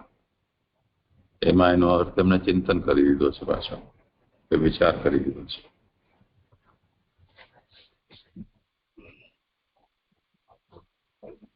કે જે હોય તે કુલ મિલાવીને 4 વાત છે એટલું સમજી લઈએ. પુરુષોત્તમજી આનો ક્રમ સ્પષ્ટ રૂપથી એવું બતાવ્યો છે કે ઇષ્ટમ ચિંતયતિ એ બુદ્ધિનો ધર્મ છે. ઇષ્ટમ આવાપોદ્વાપાભ્યામ વિચારયતિ એ મન. ઇષ્ટમ આશંસતે એ અહંકાર. અને ઇષ્ટમ કરિષ્યામિ ઇતિ અધ્યવસ્યતિ એ ચિત્ત. ક્રમેણ ધર્મો નિર્દિષ્ટો બોધ્ય. એમ ક્રમથી એમ લખ્યું છે એટલે જરા એમ થાય છે કે આને બેસાડી જોઈએ કોઈ રીતે.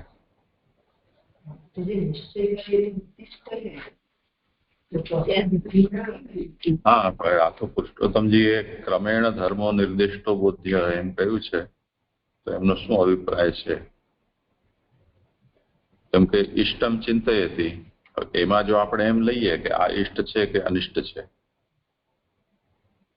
કેમ કે ચિંતન જે છે શું ઇષ્ટ છે એનું ચિંતન, તો એ તો વિકલ્પ સંકલ્પ વિકલ્પાત્મક જ હોય કે આ છે કે નહીં, લેવાય ન લેવાય, રખાય ન રખાય.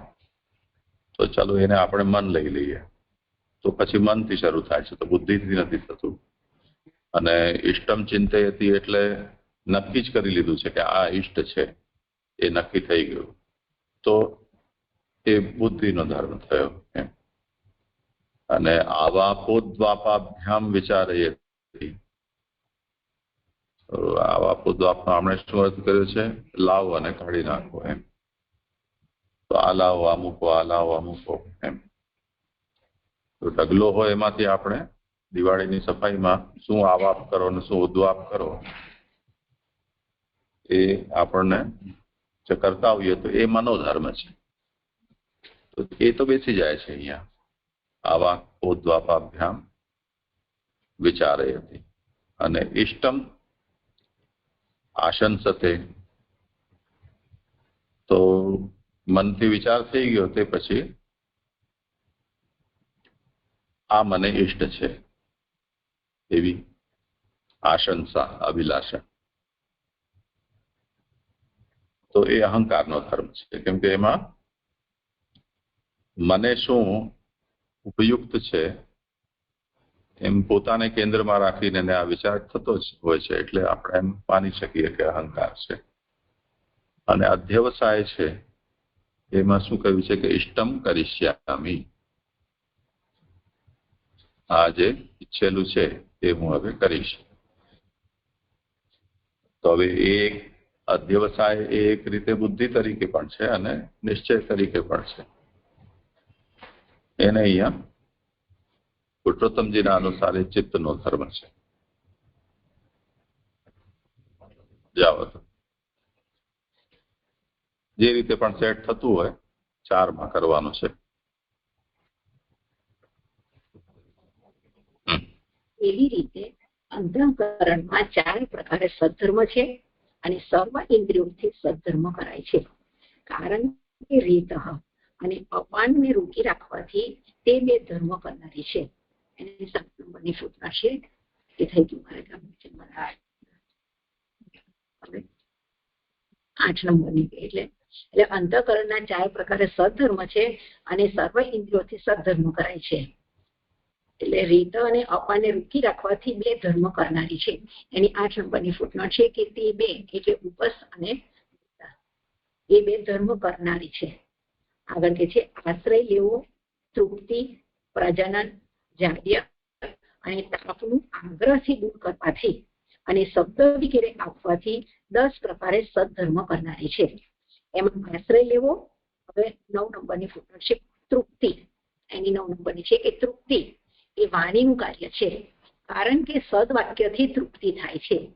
અને જાડ્ય વગેરે દૂર કરવાનું એ ગુદાનું કાર્ય છે, કારણ કે તે મલ કાઢનારી છે અને કાઢવું એ તેનું કાર્ય છે. એટલે આ 10 પ્રકારે સદ્ધર્મ કરનારી છે ઇન્દ્રિયો. આગળ કે છે શરીરમાં 10 પ્રકારથી સદ્ધર્મ થાય છે, એવી રીતે 24 પ્રકાર થાય છે. કર્મની વાસનાઓ ઉક્તિઓ છે એમ ઉક્તિઓનું લક્ષણ કહે છે. કર્મની વાસનાઓ એટલે કર્મથી ઉત્પન્ન થયેલી વાસનાઓ. તેમાં શરીરના અને કર્મેન્દ્રિયોના સંબંધવાળા સદ્ધર્મો એ વાસના ઉત્પન્ન કરનારા છે, પરંતુ જ્ઞાનેન્દ્રિય અને અંતઃકરણના સંબંધવાળા એ વાસના ઉત્પન્ન કરતા નથી. તેથી ઉક્તિઓ એ 15 પ્રકારની છે. એટલે કે શરીરની અંદર જે 10 પ્રકારના સદધર્મ છે એવી રીતે 24 પ્રકાર કીધા ઉપર કહીને હવે કે છે કર્મની જે વાસનાઓ છે એ ઉતિ છે. આ ઉતિનું લક્ષણ આપ્યું. હવે કે છે કર્મની વાસનાઓ એટલે કે જે કર્મથી ઉત્પન્ન થયેલી વાસનાઓ, એમાં શરીરના અને કર્મેન્દ્રિયો એ બેના સંબંધ વાળા જે સદધર્મ છે એ વાસના ઉત્પન્ન કરનારા છે. પરંતુ જે જ્ઞાનેન્દ્રિય અને અંતઃકરણ એ બેના સંબંધ વાળા છે એ વાસના ઉત્પન્ન કરતા નથી. એની 10 નંબરની ફૂટનોટ છે કે 5 જ્ઞાનેન્દ્રિય અને 4 અંતઃકરણ એમ 9 થી વાસના થતી ન હોવાથી ઉપર જણાવેલ 24 માંથી 9 બાદ કરતા 15 રહે છે. આ સંખ્યા જ્યાં જ્યાં કહી તે લીલાના વર્ણનમાં તેટલા અધ્યાય હોવાનું જણાવે છે. એટલે કે 5 જ્ઞાનેન્દ્રિય અને 4 અંતઃકરણ, આમ આ 9 થી વાસના થતી નથી. એમ 24 પ્રકારની અંદરથી આ 5 15 કરે, 9 બાદ કરીએ તે 15 પ્રકાર થાય છે. એટલે ઉક્તિ એ 15 પ્રકારની છે.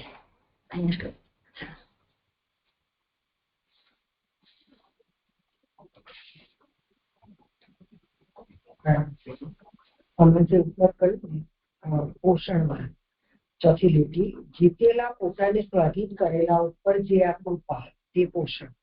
હવે તેઓમાંના મર્યાદા માટે 7 જુદા કરી બાકીના ઉપર કૃપા કરે છે.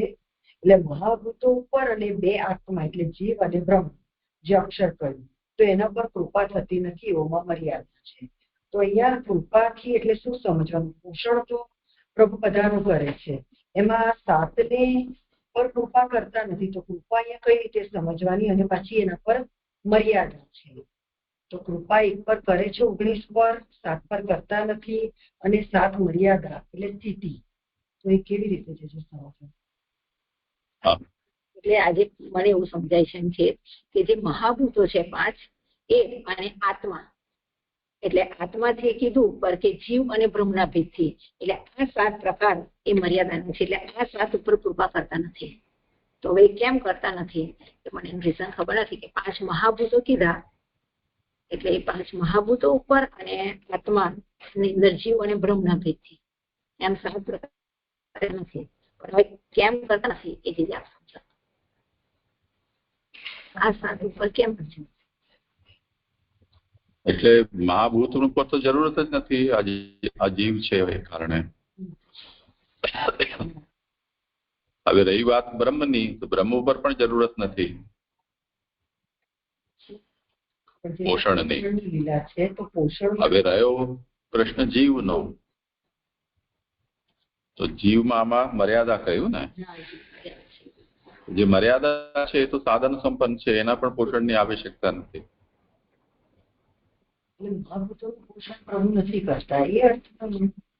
તો પોષણનો પેલા લક્ષણ શું?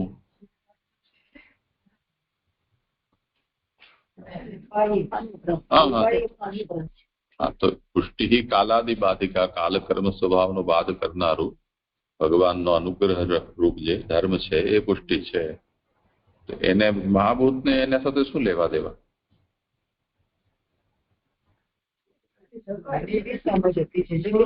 સર્ગ છે એનો વિસર્ગ છે. હવે વિસર્ગના જેટલા છે એનું સ્થાન પણ આપી રહ્યા છે. તો પછી પંચમહાભૂતિ માળીને બધા જ તત્વોને સ્થાન ક્યાં આપે? સર્ગ જે થયો છે એનો બધાનો વિસર્ગ થોડો છે. જેનો હશે એનો જ હશે ને. તો દરેકનો સંકોચ થતો જશે આગળ જતા જતા. પછી મર્યાદા એના પર 7 પર મર્યાદા તો કઈ નહીં. તો મર્યાદાથી શું સમજો? એમની સ્થિતિ એમાં સાથે સાથમાં મર્યાદા કઈ છે કે ખાલી જીવમાં કહે છે? અને આત્મામાં જીવ અને બ્રહ્મના ભેદથી 7 ઉપર છે. તો એ રીતે હજી ભાગવતાર્થને કન્સલ્ટ કરી પછી નિર્ણય કરી શકાય. યદ્યપી અત્યારે એનો વિચારનો પ્રાસંગિક નથી, પરંતુ જોઈ લો, આનો કાઢી લો ભાગવતાર્થ. પોતાના તરીકે સ્વીકાર્યા હોવાનું જ્ઞાન એવું પાછું કહ્યું છે.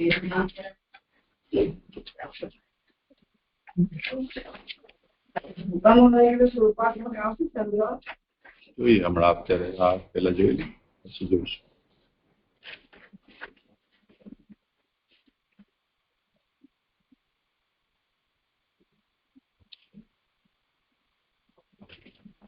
છે.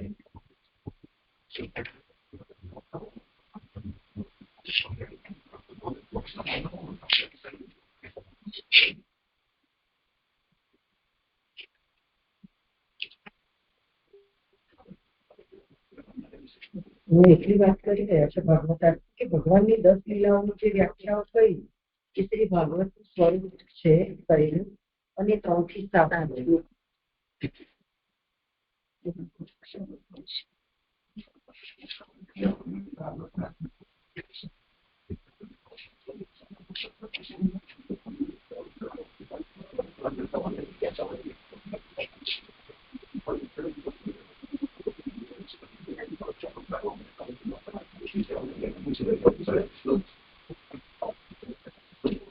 દંડવત પ્રણામ જીજી. બે આત્મામાં તો જીવ અને અંતર્યામી નહીં આવે. પ્રણામજી. શું લખ્યું છે? બ્રહ્મ છે અક્ષર આત્મામાં જીવ અને બ્રહ્મના ભેદથી લખ્યું છે. 2 નંબરની ફૂટનોટમાં બ્રહ્મથી યા અક્ષર કહેલું છે. હું પુરુષોત્તમજી કહી રહ્યા છે. એટલે અંતર્યામી નહીં પણ અક્ષર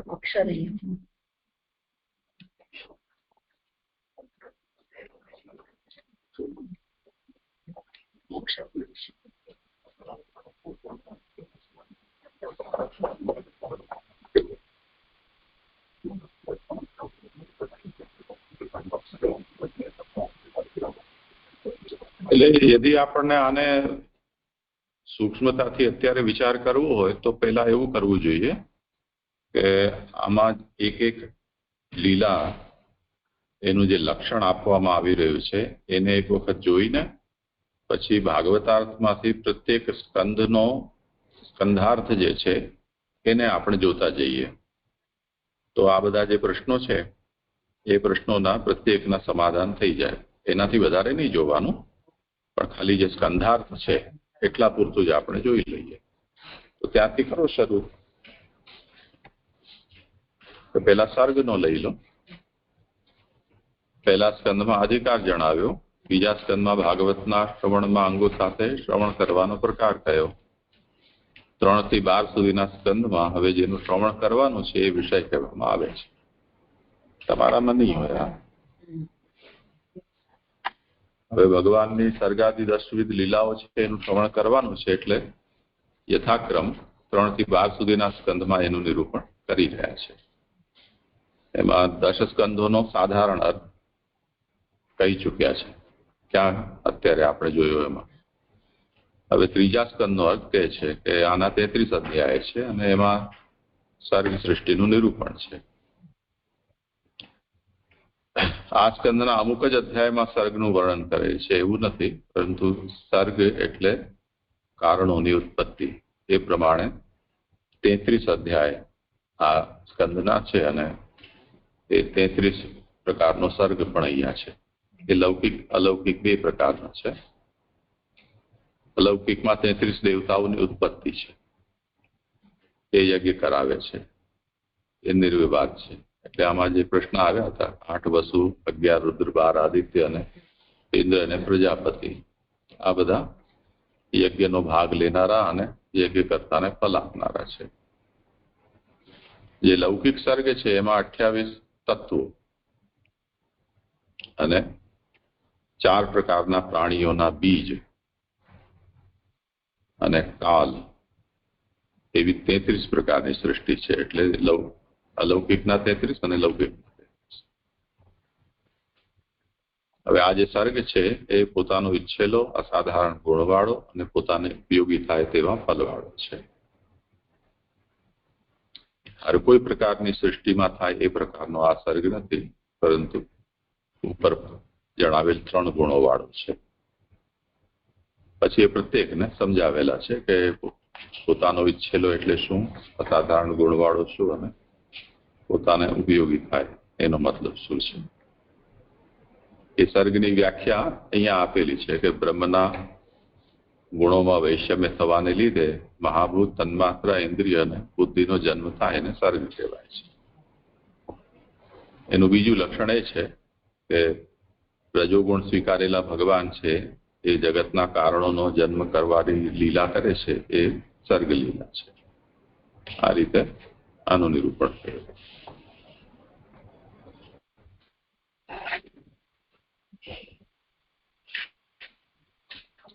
તે પછી તો સર્ગના પ્રકારો ને સૃષ્ટિના પ્રકારો ને એ બધું ઘણો વિસ્તાર છે. પછી વિસર્ગ થયો તો 33 અધ્યાયથી તૃતીય સ્કંદમાં સર્ગનું વર્ણન કર્યું, આમાં વિસર્ગનું કરવામાં આવે છે. અને એનો મતલબ એ થયો કે આ જે લીલાઓ છે એકબીજાની સાથે સંબંધવાળી છે, તેમ છતાં એનું જુદું જુદું ફલ પણ છે. પ્રત્યેક લીલા અથવા બધી લીલાઓનો સમૂહ એ ફલ પ્રાપ્ત કરાવે છે. આમાં વિસર્ગ એટલે વિવિધ પ્રકારનો સર્ગ, અને એનો અર્થ અહીંયા લૌકિક સર્ગ નહીં પરંતુ વિશિષ્ટ ઉત્તમ પ્રકારનો સર્ગ. તો આ ઉત્તમ પ્રકારનો સર્ગ દેવતા રૂપ છે, એટલે અષ્ટવસુ, એકાદશ રુદ્ર અને દ્વાદશ આદિત્ય આ દેવો છે.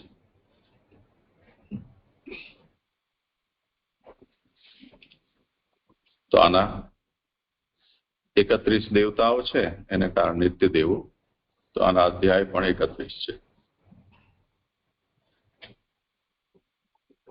સર્વ જીવોના સંબંધવાળી ક્રિયાશક્તિ એટલે રાજસ શક્તિ વાળા ભગવાનની મુક્ત જીવની ઉત્પત્તિ કરાવનારી લીલા વિસર્ગ છે. અહીંયા મુક્ત જીવોનો સર્ગ કહેલો છે. આ બધા મુક્ત છે ને. વિસર્ગ લીલા સર્વ જીવોના સંબંધવાળી ક્રિયાશક્તિ વાળા ભગવાનની લીલા હોવાથી આ લીલામાં ઉત્પન્ન થનારા જીવો સર્વશક્તિ વાળા થવાના. આની ઉત્તમતા છે. આ લીલામાં ઉત્પન્ન થયેલા સર્વ જીવો સામર્થ્ય પ્રકટ કરીને મુક્ત થશે. તેથી વિસર્ગ અલૌકિક છે. ભાગવતમાં આને અત્યારે આપણે જોઈ રહ્યા છીએ વિસર્ગ પૌરુષ સ્મૃત. આ વચનમાં વિસર્ગ વીર્યવાળો, પૌરુષ એટલે વીર્યવાળો કહેલો છે, એવું લક્ષણ આપ્યું છે. આમાં પૌરુષ શબ્દનો અર્થ પુરુષમાંથી બ્રહ્મા વગેરેની ઉત્પત્તિ કરાવનારો એવો નથી, પરંતુ જેમાં મહાત્મ્ય સંપૂર્ણ પ્રકારે જાણવામાં આવે તેવો એવો અર્થ છે. તેથી વિસર્ગ પુરુષના આકારવાળો અથવા પુરુષાતન જણાવનાર છે. પછી એમાં શંકા સમાધાન છે કે પૌરુષનો અર્થ બ્રહ્મા વગેરેની ઉત્પત્તિ કરાવનારો એવું ન હોય તો મનુના વંશના નિરૂપણથી આનો આરંભ કેમ છે? એનું સમાધાન પણ કરશે. આ વિસર્ગ લીલા થઈ. એના પછી આવશે ચતુર્થનો ભાગવતાર બહુ જ લાંબુ છે.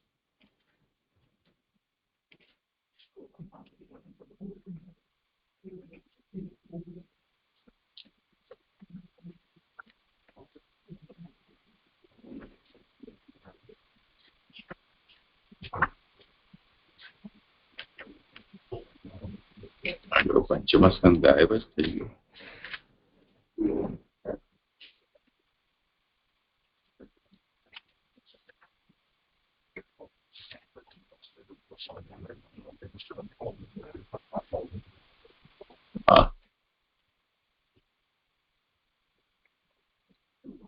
હવે 5મો સ્કંદ સ્થાન લીલા. વિસર્ગમાં જેનું નિરૂપણ કર્યું એમાં બીજા સાધનોની મર્યાદાથી પ્રાપ્ત થઈ શકે એવા ધર્મ વગેરે પુરુષાર્થો ભગવાને પોતાના પૌરુષથી એટલે પોતાની શક્તિથી દક્ષ વગેરેને આપ્યા. આ સ્કંધમાં ભગવાનની મર્યાદારૂપ લીલાનું જ નિરૂપણ કરવામાં આવે છે. એવો ચોથા અને 5મા સ્કંદમાં ભેદ છે. હવે અહીંયા જે લક્ષણ આપ્યું છે તે સ્થિતિર વૈકુંઠ વિજય, આવું જે અહીંયા સ્થાનની વ્યાખ્યા આપી છે એટલે પોતાને અધીન કરવું એ વિજય. તો પ્રાકૃત પદાર્થોને 24 પ્રકારે જીવ અને બ્રહ્મ એવા આત્માના બે ભેદ હોવાથી આત્માને બે પ્રકારે એમ કુલ 26 પ્રકારે સર્વને પોતાના અધીન કરાય. તેથી તેટલા 26 અધ્યાયથી આ સ્કંદમાં સ્થાન લેવાનું નિરૂપણ છે.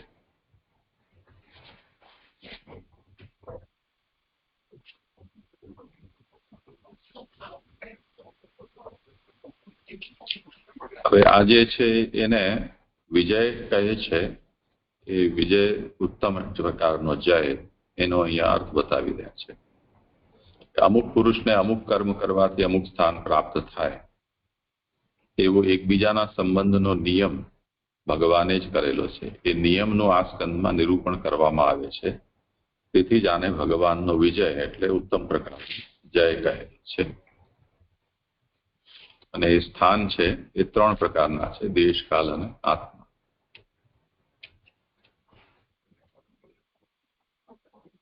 અને આ કુલ 3 આ જે દેશ, કાલ અને આત્મા એ 26 પ્રકારના થાય છે. એટલે આના અધ્યાય 26 છે.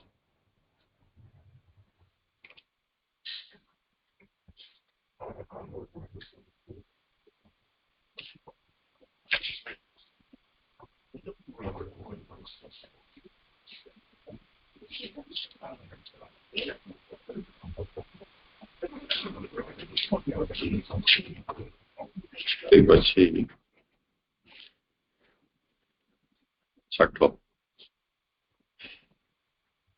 શ્રી કૃષ્ણના વિજયરૂપ સ્થાનનું વર્ણન કર્યું. હવે 19 અધ્યાયથી પુષ્ટિનું નિરૂપણ છે.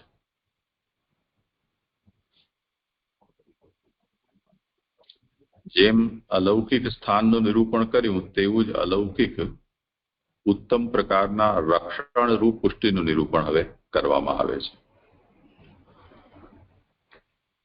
દ્વાદશ સ્કંધમાં રક્ષણની વ્યાખ્યા આપી છે કે વિશ્વની ઉત્પત્તિ પછી દરેક યુગમાં નજીવા પ્રાણીઓ, મનુષ્યો તથા ઋષિઓમાં જે 3 વેદોના દ્વેષીઓ હોય છે એમનો જે અચ્યુત ભગવાનના અવતારોની ચેષ્ટા નાશ કરે છે તે રક્ષા.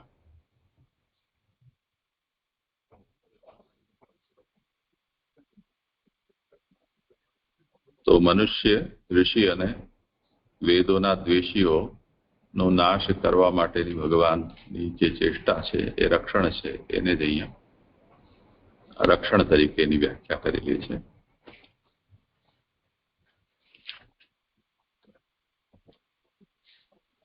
તે પછી બીજા પુરાણોમાં વેદનો વિરોધ કરનારનો નાશ કરવાનો જે પ્રકાર કયો છે તે લૌકિક છે. જ્યારે અહીં ભાગવતમાં એ પ્રકાર અલૌકિક હોવાનું કહેવાનું હોવાથી આને અનુગ્રહરૂપ ભગવાનની લીલા કહેલી છે. એટલે આ રક્ષણ લીલા અને અનુગ્રહ લીલા એવા જે ભેદ છે એનું અહીંયા નિરૂપણ કર્યું. પુષ્ટિ એટલે શ્રી કૃષ્ણનો કાલ વગેરેને દૂર કરનારો અનુગ્રહ. પુષ્ટિ કાલાદિબાધિકા. આ અનુગ્રહ લોકમાં પ્રસિદ્ધ છે. ભગવાનમાં પણ અનુગ્રહ ગૂઢ પ્રકારે રહેલો છે.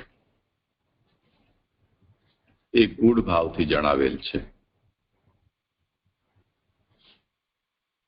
આ અનુગ્રહ દેવોથી પણ છુપો રાખવા યોગ્ય અને દેવોને પણ જણાય નહીં એવો હોવાથી ભગવાનનું નામ, ધ્યાન, પૂજન વગેરેનો આદર કરી તેઓની અંદર ભગવાનનું વીર્ય હોવાનું અહીં ભાગવતમાં કહેલું છે. તેથી કાલ વગેરેને દૂર કરનાર ભગવાનના ઉત્તમ વીરરૂપ ભગવાનનો ગુણ એનું જ બીજું નામ અનુગ્રહ એ પુષ્ટિ છે. એના નામ, રૂપ અને અર્ચન એવા 3 પ્રકરણ છે. હા, 6ઠ સ્કંદ થયો. આપણે ક્યાં પહોંચ્યા અહીંયા તમારામાં?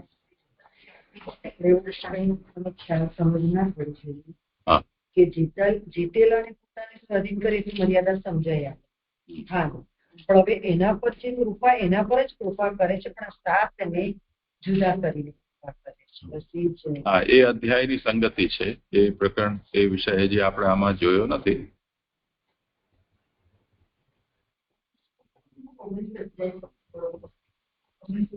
ઓગણીસ પર કરે છે જે આપણે જયારે પોષણ લીલામાં કહેતા હતા.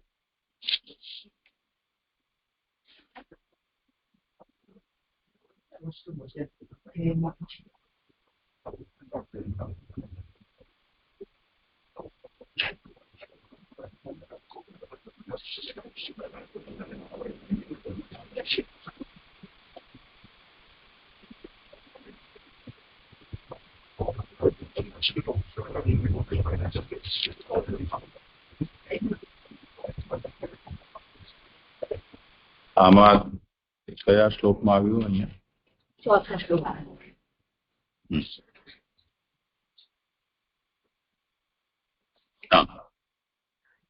वैकुंठस्य जितेषु स्वाधीनी कृतेषु यो अयम अनुग्रह तेषु मर्यादार्थम सप्त पृथक्कृत्य शिष्टेषु अनुग्रह. એટલે મર્યાદા માટે 7 ને જુદા કરીને બાકીના જે છે એમના ઉપર અનુગ્રહ છે.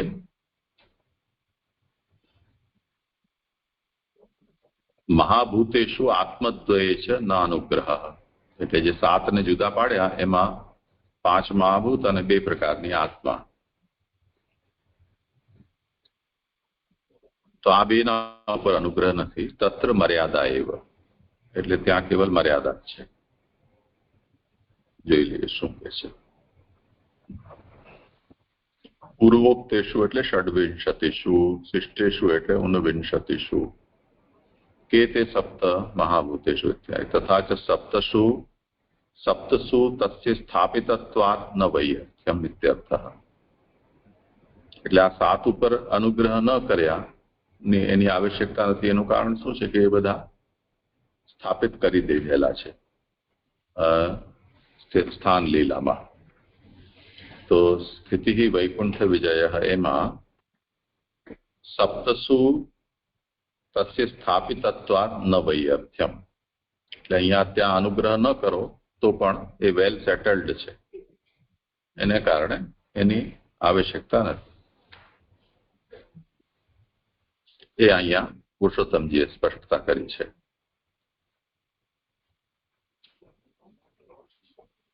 બસ તેનાથી વિશેષ અહીંયા કંઈ નથી.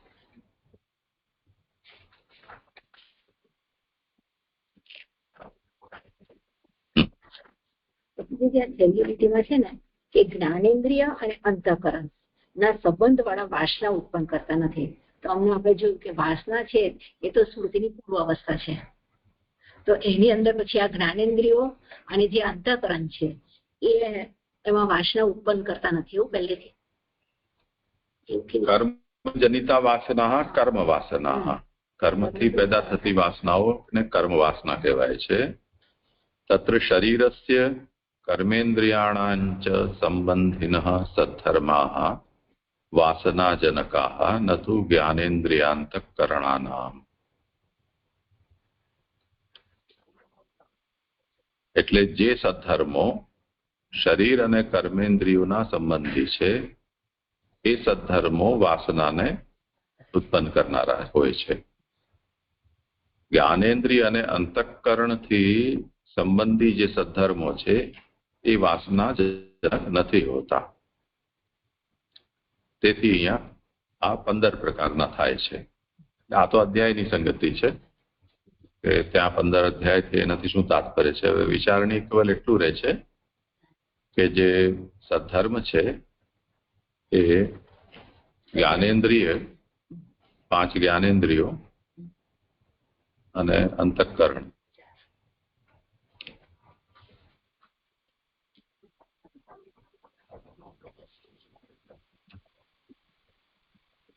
એ વાસનાજનક નથી હોતા.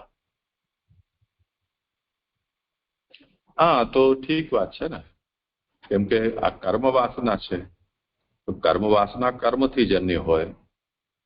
કર્મ શરીર અને કર્મેન્દ્રિયોથી સંપન્ન થાય, એને કારણે એ કર્મેન્દ્રિય અને શરીરથી જ સંબંધિત એ સદ્ધર્મ છે એ વાસનાજનક થશે.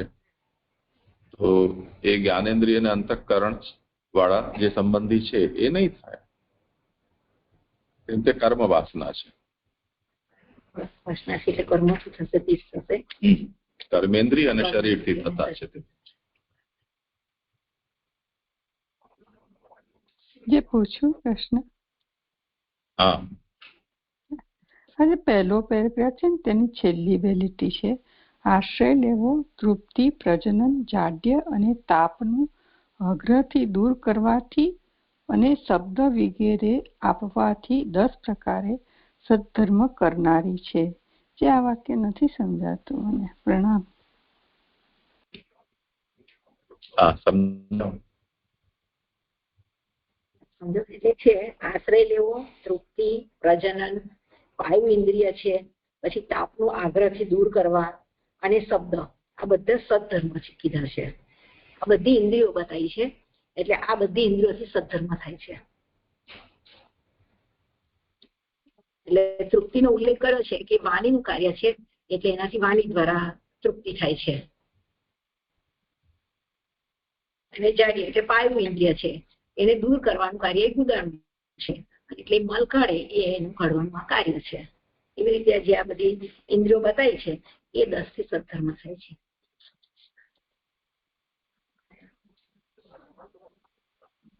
પછી આગળ પેલા પુસ્તકમાં છે ભૂરામાં કે દૂરીકરણ આપ્યું છે, શબ્દ આરતી આપ્યું છે, વિષયો આપ્યું છે, એ બધાને બીજી 4 આપી છે. આના સિવાય આ બે પુસ્તક છે ને એમાં બીજી 4 આપી છે ઇન્દ્રિયો, કે દૂરીકરણ છે, શબ્દ આદિ છે, વિષયો છે અને 4 અંતઃકરણ. એવી રીતે આપી છે. આમ કરીને 10 પ્રકાર ગણા છે. થઈ ગયું સમાધાન? ના, મને નથી ખ્યાલ આવતો. આપ જરા કંઈક પ્રકાશ કરો ને. આ આશ્રય લેવો અને શબ્દ વગેરેથી એ મને નથી ખ્યાલ. તો તૃપ્તિ એ પણ કઈ રીતે જોડાય છે સદ્ધર્મમાં? નથી ખબર પડતી. પ્રણામ. જય.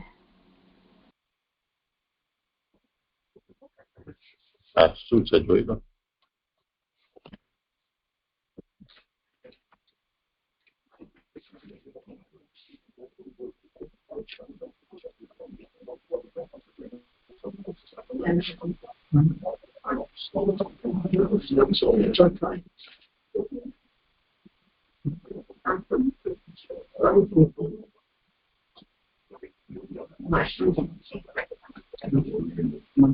એ વાંચી લો તમે કહો છો ને, આમાં શું છે એ જોઈ લો.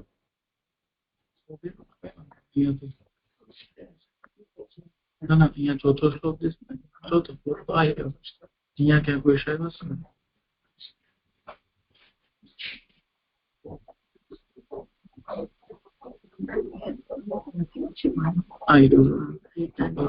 એને વાંચી લો ને, જોરથી જ વાંચી.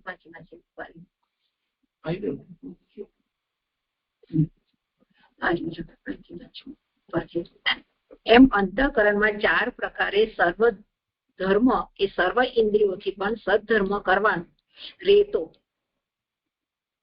પાનના વિરોધથી વીર્ય તેના સ્થાનથી બહાર ન જવા દેતા તેને ત્યાં જ તે રેતા પાન નિરોધ કહેવાય.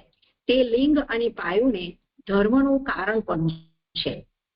એક આશ્રય એટલે કે પાદ, આદાન એટલે પાણી, તૃપ્તિ એટલે વાક, પ્રજનન એટલે શિશ્ન, જાડ્ય એટલે પાયુ, તાપ, નિબંધના દૂરીકરણ અને શબ્દ આદિ દાનથી જ શરીરમાં સદ્ધર્મ 10 પ્રકારે રહે છે. એમ ઇન્દ્રિયોમાં 10 પ્રકાર, અંતઃકરણમાં 4 પ્રકારથી એમ 24 ભેદ થયા.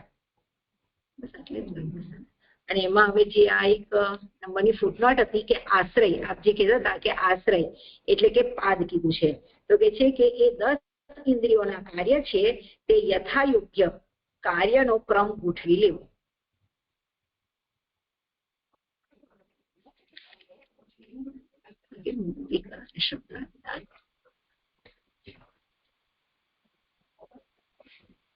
આ થયું સમાધાન હવે? ના, જે મને તો નથી. વાંચી લીધું પણ મને કઈ સમજ જ નથી. આશ્રય લેવો એટલે પાદ એટલે ચરણ થયા આપણે, એટલે કર્મેન્દ્રિય એ આવી. હા, પછી તૃપ્તિથી શું જોડ્યું? તૃપ્તિથી વાણી કે છે ને, વાણીનું કાર્ય, કારણ કે સદવાક્યથી તૃપ્તિ થાય છે. એટલે એમાં વાણી લેવી. હા, પછી પ્રજનન તો ખ્યાલ આવ્યો. હા, જાડ્ય અને તાપનું અગ્રથી દૂર કરવાથી, એ તાપનું અગ્રથી દૂર કરવાથી એ શું કે છે? જે જાડ્યાદિ દૂરીકરણમ પાયોહો વિસર્ગસ્ય કાર્યત્વાત, એટલે શરીરની જે સ્થૂલતા આદિ છે એને દૂર કરવાનું કાર્ય વાયુ ઇન્દ્રિયનું છે, કેમ કે એ વિસર્ગેન્દ્રિય છે. બરાબર છે. તો શરીરના મેલને નિષ્કાસિત કરીને જાડ્ય વગેરે દૂર કરે છે. અને શબ્દ વગેરે આપવાથી કેમ લખ્યું છે? જે શબ્દ વગેરે એટલે શબ્દ ઇન્દ્રિય આપણે વાક ઇન્દ્રિય. હા, વાણી શબ્દાદિ દાને. હા, 10 પ્રકાર સદ્ધર્મ કરનારી છે.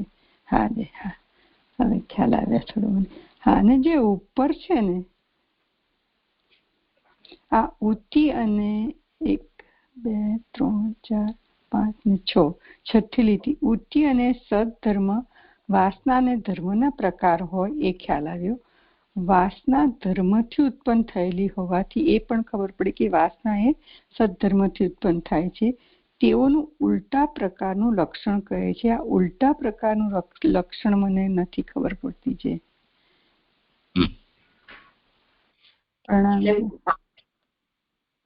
એટલે વાસના કીધું કે ધર્મથી ઉત્પન્ન થયેલી હોવાથી તેઓનું ઉલટા પ્રકારનું લક્ષણ શું? તો કે સત્પુરુષોનો જે ધર્મ છે એ મનવંતરનો છે. એટલે સત્પુરુષોનો ધર્મ એ કાયા, વાણી અને મનથી કર્યો છે. એટલે સત્પુરુષો જે ધર્મ એ કહી રહ્યા છે એ પોતાની ઇન્દ્રિયોથી કરી રહ્યા છે અને બીજાને ઉપદેશ આપે છે. એ રીતે ઉલટા પ્રકારથી મને જે આ રીતે લેવાનું. એ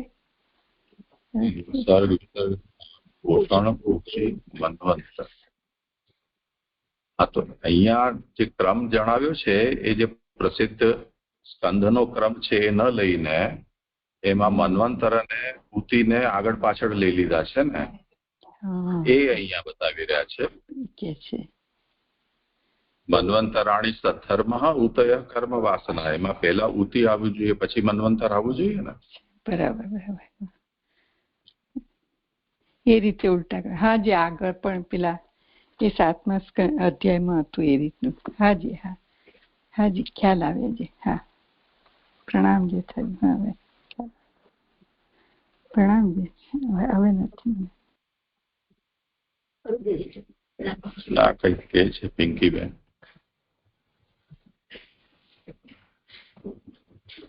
ગીતાબેન કઈક કે છે. તમારો અવાજ નથી આવી રહ્યો બંનેનો, કંઈક કહેવા માંગતા હો તો. સારું. નીચેના શ્લોકમાં ઈસાનું ચરિત્ર એમણે અનમ્યુટ કરીને રાખ્યું છે, પણ કદાચ એમનો અવાજ આવી નથી રહ્યો, યા ગમે તે સુઈ ગયા હશે. હવે ઈસાનું ચરિત્રનું લક્ષણ કહે છે આ શ્લોકથી. અવતાર અનુચરિતમ હરેસ્ય અસ્ય અનુવર્તિનામ પુંસામ ઈશ કથા પ્રોક્તા નાના આખ્યાન ઉપગૃહિતઃ. હરિના અવતારનું અને આમને અનુસરનારા પુરુષોનું ચરિત એ જુદા જુદા આખ્યાનોથી પુષ્ટ થયેલી ઈશની કથાઓ કહેલી છે. ઈશાનું કથાઓ ઈશની અને તેમને અનુસરનારાઓની કથા એવા 2 પ્રકારની છે. તે બંનેનું લક્ષણ કહે છે. તે પૈકી અવતારનું ચરિત શબ્દથી ઈશની કથા કહેલી છે. એટલે કે છે કે ઈશાનું કથા છે એ ઈશની એટલે ભગવાનની અને એમને અનુસરનારા સેવકો એની કથા એ 2 પ્રકારની છે. એ આ બંનેનું લક્ષણ કે છે. અને અવતારનું ચરિત શબ્દથી એ ઈશની કથા એટલે ભગવાનની કથા કે છે કે સર્વ પ્રાણીઓના દુઃખનો નાશ કરવા પ્રગટ થયેલા ભગવાનનું ચરિત ઈશાનું કથા છે. આમને અનુસરનારાઓની કથા એ બીજા પ્રકારનું લક્ષણ છે. એટલે કે છે કે પ્રાણીઓના દુઃખનો નાશ કરવા માટે જે પ્રગટ થયેલા છે એ ભગવાનનું ચરિત ઈશાનું કથા, અને એમને ભગવાનને અનુસરનારાઓની કથા એ બીજા પ્રકારનું લક્ષણ કહે છે. એની 1 નંબરની પુસ્તક છે કે બીજા પ્રકારના એટલે અનુયાયીઓના ચરિતનું લક્ષણ. તેવી રીતે જેવો દુઃખનો નાશ કરનારા છે તેવો તેમને અનુસરનાર શબ્દથી કહેલ છે. એટલે કે છે કે જેવી રીતે ભગવાન સર્વના દુઃખનો નાશ કરે છે તેવી જ રીતે જેવો એટલે કે ભગવાન દુઃખનો નાશ કરનારા છે તેવો તેમને અનુસરનાર એટલે કે જે ભક્તો છે ઈશને અનુસરનાર છે એ શબ્દથી કહે છે. તેમાં ઈશની શબ્દ એ હરિનું વિશેષણ હોવાથી દુઃખ દૂર કરવાનું અને સુખ પ્રાપ્ત કરાવવાનું એમ કહેલ છે. તેથી દુઃખનો નાશ કરવામાં તેમના સેવકો એટલે ગુણોના ભેદથી 9 પ્રકારના છે અને ઈશનું ચરિત્ર પણ કર્મ જ્ઞાન અને ભક્તિના ભેદથી 3 પ્રકારનું છે. તેવી રીતે અવિદ્યારૂપ દુઃખનો નાશ કરનારા જ્ઞાની સેવકો પણ એક પ્રકારના છે. એટલે અહીંયા આગળ સમજાવી રહ્યા છે કે ઈશની એટલે કે હરિનું જે વિશેષણ છે એ દુઃખને દૂર કરવાનું અને સુખને પ્રાપ્ત કરવાનું છે. તેથી જે દુઃખનો નાશ કરવામાં એમના જે સેવકો છે એમના ગુણો એટલે કે સત્વ રજ અને તમ એ 3 પ્રકારથી 9 પ્રકારના છે અને ઈશનું ચરિત્ર એ કર્મ જ્ઞાન અને ભક્તિના ભેદથી 3 પ્રકારનું છે. એવી રીતે અવિદ્યારૂપ દુઃખનો નાશ કરનાર જ્ઞાની સેવકો એક પ્રકારના છે. એવી રીતે દુઃખ દૂર કરવામાં 13 પ્રકાર થાય છે. એટલે આ 13 પ્રકાર છે એ ભગવાનના દુઃખ સેવકોના દુઃખને દૂર કરવાના 13 પ્રકાર બતાવ્યા. હવે કે છે કે સુખ પ્રાપ્ત કરાવવામાં સર્વ ઇન્દ્રિયોથી સુખ પ્રાપ્ત કરાવનારા તેમના સેવકો 10 પ્રકારના છે અને એક ભગવાન એમ 11 પ્રકાર થાય છે. આમ બંને મળી 24 પ્રકાર થાય છે. તેમાંના દરેકનું નિરૂપણ થાય તે માટે જુદા જુદા આખ્યાનોથી તે કથાઓ પુષ્ટ કરેલી છે. એટલે જે હરિ છે એ વિશેષણથી દુઃખ દૂર કરવાનું એમાં 13 પ્રકાર દુઃખ દૂર કરવાના ગણાવ્યા અને ત્યાર પછી સુખ પ્રાપ્ત કરાવવા માટે એમના સેવકો 10 પ્રકારના અને એક ભગવાન એમ 11 પ્રકાર થાય છે. આમ મળી અને 24 પ્રકાર થાય એમ એમના દરેકનું નિરૂપણ હવે જુદા જુદા આખ્યાનોની તે કથાથી પુષ્ટ કરેલી છે. સંપન્ન થયું.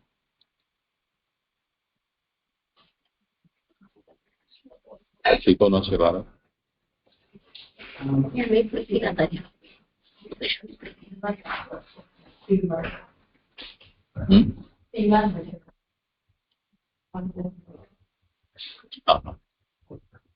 હવે થશે નહીં, કાલે ઉપર